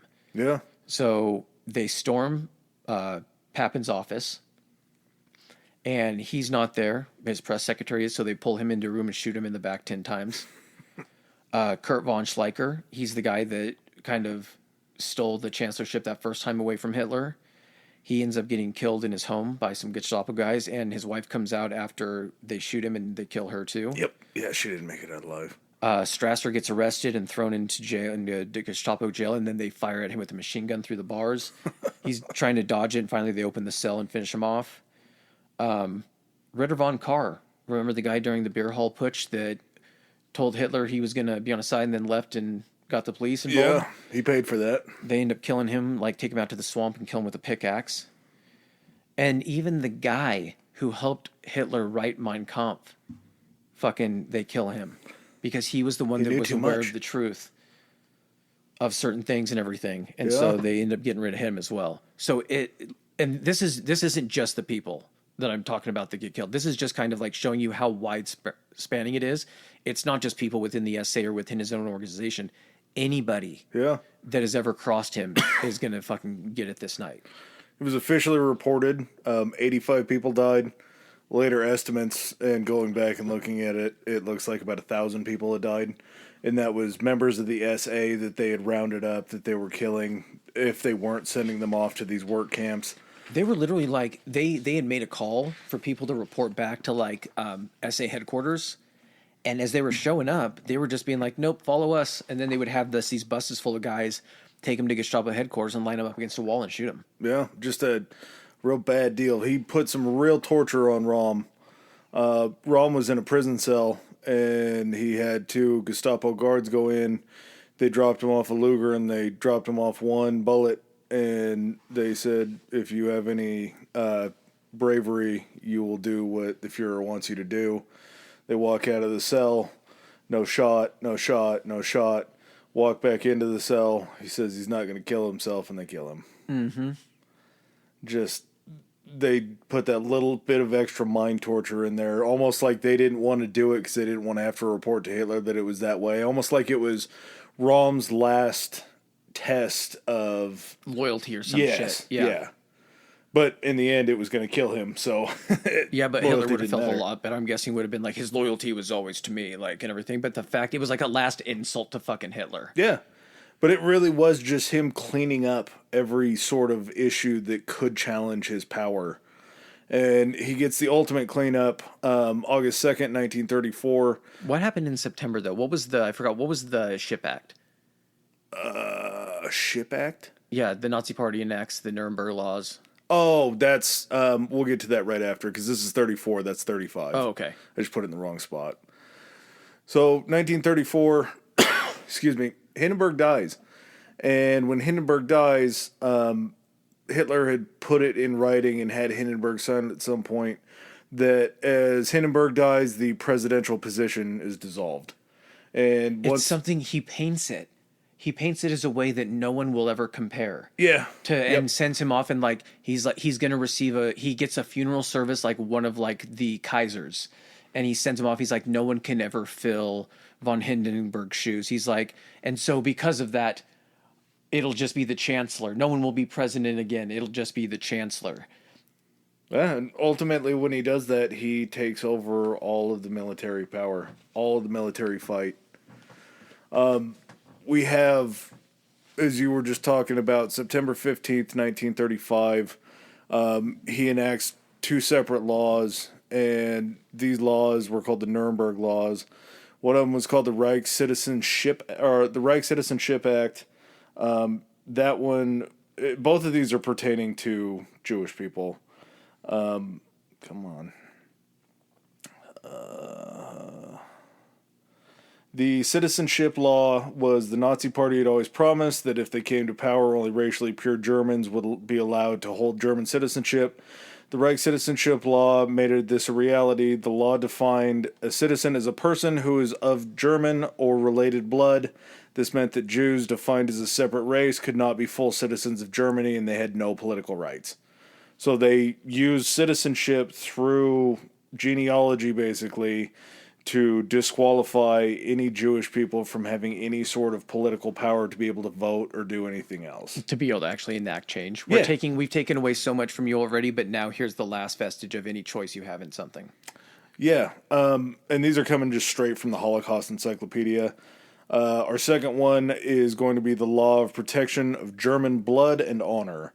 And that law for the protection of German blood and honor was a law against the Nazis viewed as a race mixing or race defilement. That sounds terrible. Banned future intermarriages and sexual relations between Jews and people of German-related blood. The Nazis believed that such relationships were dangerous because that led to mixed-race children. According to Nazis, these children and their descendants undermine the purity of the German race. So not only have you stricken... He's not taking any time. Yeah, just that quick to just start dropping them from political power and then to start controlling marriages so they were unable to really have any sort of effect. Mm-hmm. And it just really gets worse from there. We'll talk about Kristallnacht in a little bit, but that was just one of the worst things that I ever had to read about. March 36, Germany reoccupies the Rhineland. So they've already started moving on into these territories to take it over. So they took over the DMZ, the demilitarized zone. July 36. Well, and at this point, kind of going back to what you were saying after leaving the League of Nations, like expanding what they consider now the German military, they call it the Wehrmacht. And so they expand that up initially to 600,000. They already have a huge pool that they can pull from, like former SA, SS, things like that they can put into positions of leadership. They've been developing already an air force, and Goering has been put in charge of that. And basically what they're doing is they're training pilots as part of like a flying sport club. Yep. Like it's like sport flying. So that's how they're able to get away with the development of like fighter aircraft and everything. They're supposed to be for recreational. And they starting to like develop and start to kind of build up like a navy. Pocket destroyers. Pocket destroyers or pocket battleships. That's okay. It was pocket battleships, so it wasn't violating certain things about the size of like ships they were supposed to have. What they've also started doing is they're designing the bombers that they're going to be using for their terror campaigns, except they're using them and putting seats in them and using them as passenger and cargo planes. So they're basically super easy to be converted into like bomb bays and everything. Yeah. So they're developing an air force for attack, but disguising it as just commercial aircraft. And you got to understand at this time too, again, there's not fucking satellite, there's not surveillance, there's not anything like that. You do have people that are in Germany that are representatives of the powers that won the First World War, like embassies and things like that. You have ambassadors that are, working with certain people within Germany, but this stuff isn't being done right in their sight line. They're doing this in remote places where they can do it in secret, and these people don't know what's going on. You again have, all of like the press within Germany completely stifled for, freedom of the press, but that doesn't go to the foreign correspondents, but they're only able to see certain information. They do see a lot of the shit of cutting down on the rights. They're completely aware of that because they know that their German counterparts can't do shit. They're watching the left hand while the right hand is developing everything that they need. See this stuff going against the Jewish community. And so this information is getting out of Germany about all this stuff. It's just that none of these other countries, no one wants to get into another war. There's a little bit of like, hey, what the fuck's going on in Germany? But no one has stepped in to be like, hey, stop what you guys are fucking doing. Nobody's put their foot down. Like, no one's willing to like go in at this point. Everyone's still kind of trying to work to rebuild themselves after this. But I think when this finally came to light about what's going on, they're like, okay, when did this fucking happen? Like, did this guy literally just sneak into here? And they're like, no, this like 6 years, 5 They've been 6 working years. on it. Yeah, they've been fucking doing this the whole time. And so now you get to, like you were saying, 36. Germany reoccupies the Rhineland and everything. Or that's March 36. July 36, you get Francisco Franco and the Spanish Civil War. So you get him leading, was it the nationalist, or what was his? His was the revolutionary side. Yeah. And then you had the Republic. The Republic Communists. And that were still in. So you had essentially this Russia supporting the Republic, the current power, and then you had Hitler stepping in and being like, hey, Franco, you need some help? Well, we got some shit that we want to test out. Yeah, would you mind testing out and seeing these tanks work and seeing how these guns work? And, why don't we send over some pilots to just help you guys, train you guys, maybe fly some of the planes? So I think we mentioned this kind of before in a previous episode, probably like the D-Day one, that the Luftwaffe had training. So they were just basically doing like a warm-up war. They had nothing to win or lose in this, but if they did win, Hitler was essentially creating a potential ally. Yeah. So that happens during the Spanish Civil War. Then we get August 1936. Hitler orders Goering to basically prepare Germany for war in 4 years. So he's already putting a date on it. Yeah, I mean, it's pretty fucking quick. It's pretty fast to be able to put all this stuff together. If it's just indeed 4 years, but it's really not, because they've been working on this and slowly piecing these things together to be able to convert them. And so 4 years is a real sped up timeline. And as we'll see, I mean, he says that in 36, they've already been at war for years by the time 4 years would be up. By the time 1940 rolls around, they're already hot and heavy. I think the thing is he has some situations in which he plans for. Yeah. So he's like, we're going to be in war in 4 years. But what happens is I think he has like, because he starts preparing, the war in the East and his offensive. But I think that he thinks it's going to maybe take longer and he's going to have larger breaks before like the next campaign. Could be. But once he gets into it and they start just steamrolling and being able to take over these territories, I think his brain kicks in is just like, oh, let's just keep going. Yeah, oh, this let's is just easy keep enough. going. We'll catch like, up. yeah. We're taking these guys surprise. Like, so November 1st, is this when him and Mussolini decide to go ahead and create their little partnership? Yeah, this is when Mussolini declares the Axis. And like we kind of talked about earlier with Hitler and Mussolini, Hitler really looked up to Mussolini. He felt like he was somebody that he wanted to model his kind of takeover after. And the first time they meet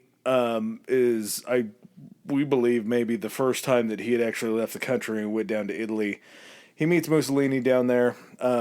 He has like really poor Italian that has that really just nasty accent behind it. Mm-hmm. And Mussolini got taught like third grade German.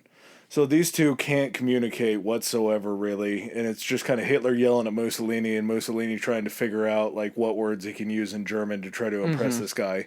And of course, it's passed off for both of like their newspapers and everything as like a shining success of a partnership, and like nothing fucking came of it. So Mussolini's taking him around Italy, and one of the things that they had scheduled was an army parade. Mm-hmm. And so they roll up to it, and Mussolini's guys are so just out of practice and just don't care anymore that as they're marching down the street, they're running into each other. Mm-hmm. And as they're running into each other, these different units and troops start fighting on the street in front of Mussolini and Hitler. Mussolini's just sitting there watching it. Yeah, watching where you're going. I was here first. Hitler kind of looks over at Mussolini, and Mussolini's like, yeah? You impressed? He's like, how the fuck have you been a dictator for 12 years already? What are you doing, man? Just the way that they meet each other was just so unspectacular. And by the time Hitler left, Mussolini's like, this guy's a joke. And Hitler's like, the fuck did this guy get in power? Mm-hmm. So they already have that dynamic of like, Mussolini was built up so much in Hitler's mind that when he finally meets him, it's like, wow. I passed this 5 years ago. Well, this is disappointing. Yeah, you don't got a whole lot going on here. Maybe it wasn't as tough for you to get to where you got to as it was for me. Well, and the thing is, so he hasn't essentially done anything as far as like invading anyone yet, but he knows essentially that there's going to be some blowback between like Britain, France, possibly the United States. Like, we're still the fucking ocean away and everything. And so he basically, when he's building up for war and everything, he understands also through some of the military commanders that know about actual fucking like war and everything. I think he listens to them enough to where he knows he needs to have some support. He can't count exclusively on Franco yet because he doesn't know how that's going to go. And he knows that he might be weak essentially from, the Mediterranean strategically. He knows that part of his plan, of course, is to fucking invade Russia. He knows he's going to need support for that too. And he knows that there's somebody that he needs to partner up with. Mussolini is really kind of the only choice in this scenario because he's also a dictator and feels like he has some type of similarities with him. He had to get there somehow. Exactly. Like maybe I could learn something from this guy. Yeah. So Hitler orders preparations for war in the East by 1938. So they're just fucking building up armaments the entire time. We stepped up that 4 years timeline pretty quick. Mm-hmm. And then no later than 1943 is when they want to go ahead and invade the East. He appoints himself war minister in early 1938, despite his only soldiering experience literally being as a messenger, a bike fucking messenger, however they traveled around in World War I. Yeah, pretty bold move. And I don't know if that speaks more to like his megalomania or just the fact that he really only had one plan and that was just what he wanted to go with. Well, like once he establishes himself as war minister, getting to, Night of the Broken Glass, I think once he sets those plans in motion and then the gears are working to get them built up for war, he then can focus his attention on this other shit. And so you get what's called, is it Kristallnacht? Kristallnacht, yeah. I almost think, just with you saying that, maybe after this all happens and he does become the war minister and they kind of have their eyes on some prizes, they needed something big to really distract those war correspondents and the other people from That's seeing true this. for the build-up, yeah. It could have been a smokescreen. I mean, this is like the worst smokescreen possible. The Night of the Broken Glass is from November 9th to November 10th in 1938. Jewish homes, hospitals, schools, everything is just sacked and demolished. Synagogues are fucking completely, like, torched. 267 synagogues are torched. Over 7,000 Jewish businesses are destroyed. 30,000 Jewish men are arrested and sent to the concentration camps. They said, Oh, shit. That was Oh a my bad God, bubble. you sound like Patrick Mahomes right there. Is that what it was? Hey, everybody. They said that by the time Kristallnacht was over, that someone in every Jewish family in Germany had had a male of their family arrested. Mm-hmm. Just an insane amount. And of course, they were all shipped off to these concentration camps. Officially, again, 91 Jewish people were murdered. New estimates, just going back and looking through, and not to mention the people that then took their lives after they realized kind of where they were. New estimates are in the hundreds. I still feel like that's low with 30,000 being arrested and as many, synagogues, businesses were destroyed. Someone comes in out just to voice protest and they're getting fucking shot. Well, and just to think about the livelihoods of how many families were ruined. 7,000 businesses were destroyed. Mm-hmm. 7,000. There were that many businesses that were owned by Jewish people. That had to have been the majority, or if not all of them. I mean, your whole... This is obviously planned for a long time. Yeah. The way that it was, executed and everything like that, it had obviously been in the works for a long time. Like you said, I think he just had certain things. He had a psycho list. And he had to cross certain stuff, and he crossed off the fucking war minister. He's like, what's next? And it was like, Kristallnacht. And he was like, fuck yes. Oh, yeah. Even before this, the thing that I really had never heard about, any Jewish people that were moving out of Germany had to pay an immigration tax.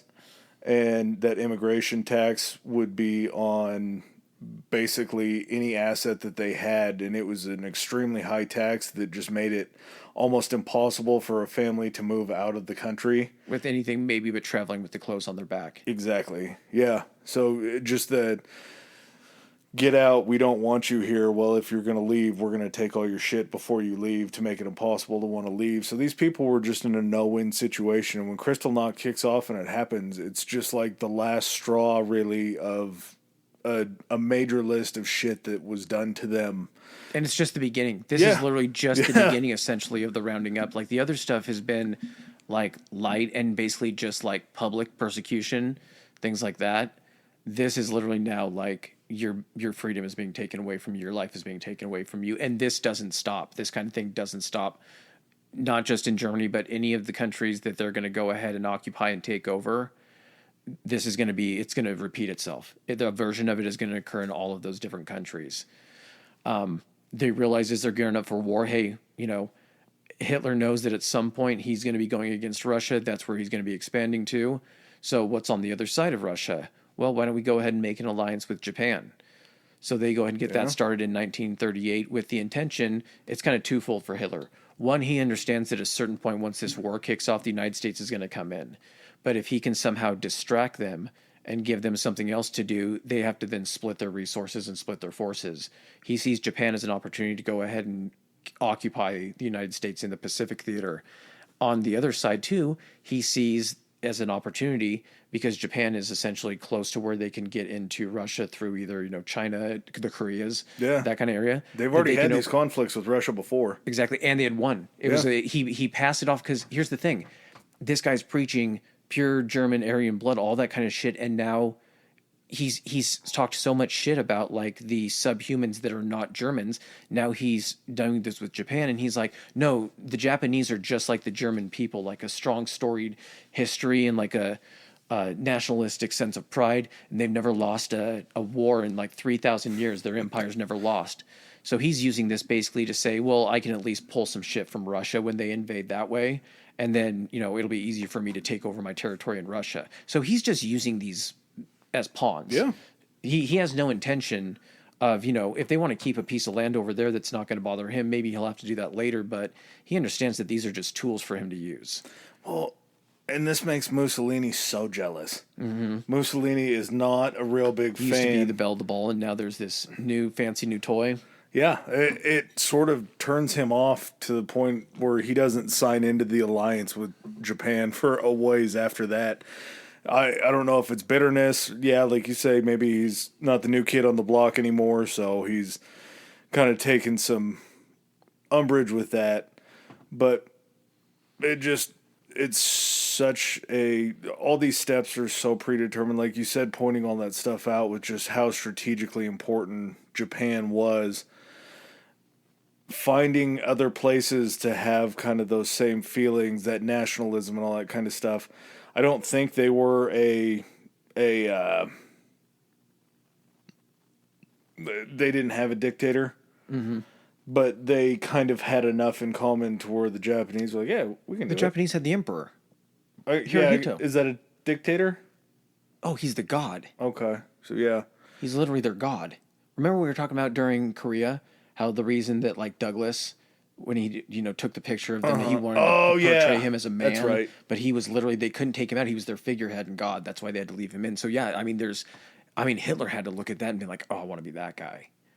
Could be. Yeah, like he was building himself toward would that. Have seen himself that way. Well, on the 12th of March, he finally makes his first big military-type move, and he basically rolls the 8th Army of the German Wehrmacht across the border into Austria, and they're basically just greeted like heroes. Now, here's the thing. I mean, you kind of talked about this, is during a lot of these like documentaries that you see, all of the footage that has actually survived is stuff that was confiscated from the Nazis at the end of the war. Yeah. So whenever you see these videos of the Nazis rolling into these areas, these are areas both close to the German border that have German people and everything like that. Like I said, the whole Austria thing, when it got split up, those people, a lot of them kind of felt like they'd lost so much of their land. The people that were there near the border were more likely to be supportive of the Germans coming in and taking over. So it's not like you're driving all the way through the fucking country and you're getting fucking flags waved at you and cheers and everything like that. They're being selective in what they're showing. So when it's saying they drove in there to, cheering crowds and flowers and Nazi flags and everything, that was just the area that they came into that was friendly to them. And because of that, they used that as an excuse to be like, see, we're welcome here. And Hitler always used this fucking excuse when it came to the world stage to justify his invasions. He would always be like, we've heard reports that German citizens or like German-born peoples are being persecuted in Austria. We need to I'm going in to help my German people. And he would go in and instead of just being like, oh, I've helped the German people near the border, he's like, nope, now that I'm here, we're just going to go ahead and take over, and we're going to merge Austria back into the Third Reich. How can I trust Austria if they've treated them so poorly before? I must take them over so that doesn't happen again. And they were already in the country at that point, and so basically it was a situation where Austria, or the current government in Austria, basically signed over the unification of Austria and Germany and made it official. And so that was just something that they were forced into doing. Yeah, the way it's going to be portrayed by them. He has his first victory without firing a shot. Yeah. That's a good start for him to really It's also a surprise. It wasn't like, hey, but they came in, they're like, look, we've got the support of the people. At that point, the Austrian government's like, I can't get all my fucking troops together and all this kind of shit. I'm not going to lead my people into war, so I guess we're just going to have to fucking capitulate, and now I guess we're part of the Third Reich. Yeah, you would just be leading your people into slaughter at that point, so you don't have an option. Well, now Hitler has crossed off that fucking thing off of his bucket list of uniting back the Austrian people with the greater, German Empire, German Reich. That, he did speeches about like that being the greatest moment of his life. You would think, okay, that was your plan to do that, so you're going to stop now, right? Well, no, it was so easy to fucking take over this country. You know what? I actually think over in Czechoslovakia, there's a bunch of ethnic German, and what was it? The Sudetenlands. In the Sudetenlands, which was near the German border, I think, of Czechoslovakia. And he's like, oh, you're never going to, the League of Nations was like, hey, what the fuck are you doing in Austria? That's all it was, is asking questions. Like, hey, can you explain why you're in Austria? And he's like, well, the German people were here being persecuted here, so I came in to help them and, to establish there might have been an uprising. We were helping to go ahead and control that. They wanted us there. They're like, we might have to investigate this. And he looks at Czechoslovakia and he's like, well, shit, that worked before. Yeah. He's like, guess what? You guys are never going to guess. There's people, ethnic Germans in the Sudetenlands who are being persecuted by essentially the Czechoslovakian government, and we need to go in there and save them. We don't have time for the League of Nations to step in. I'm on my way already.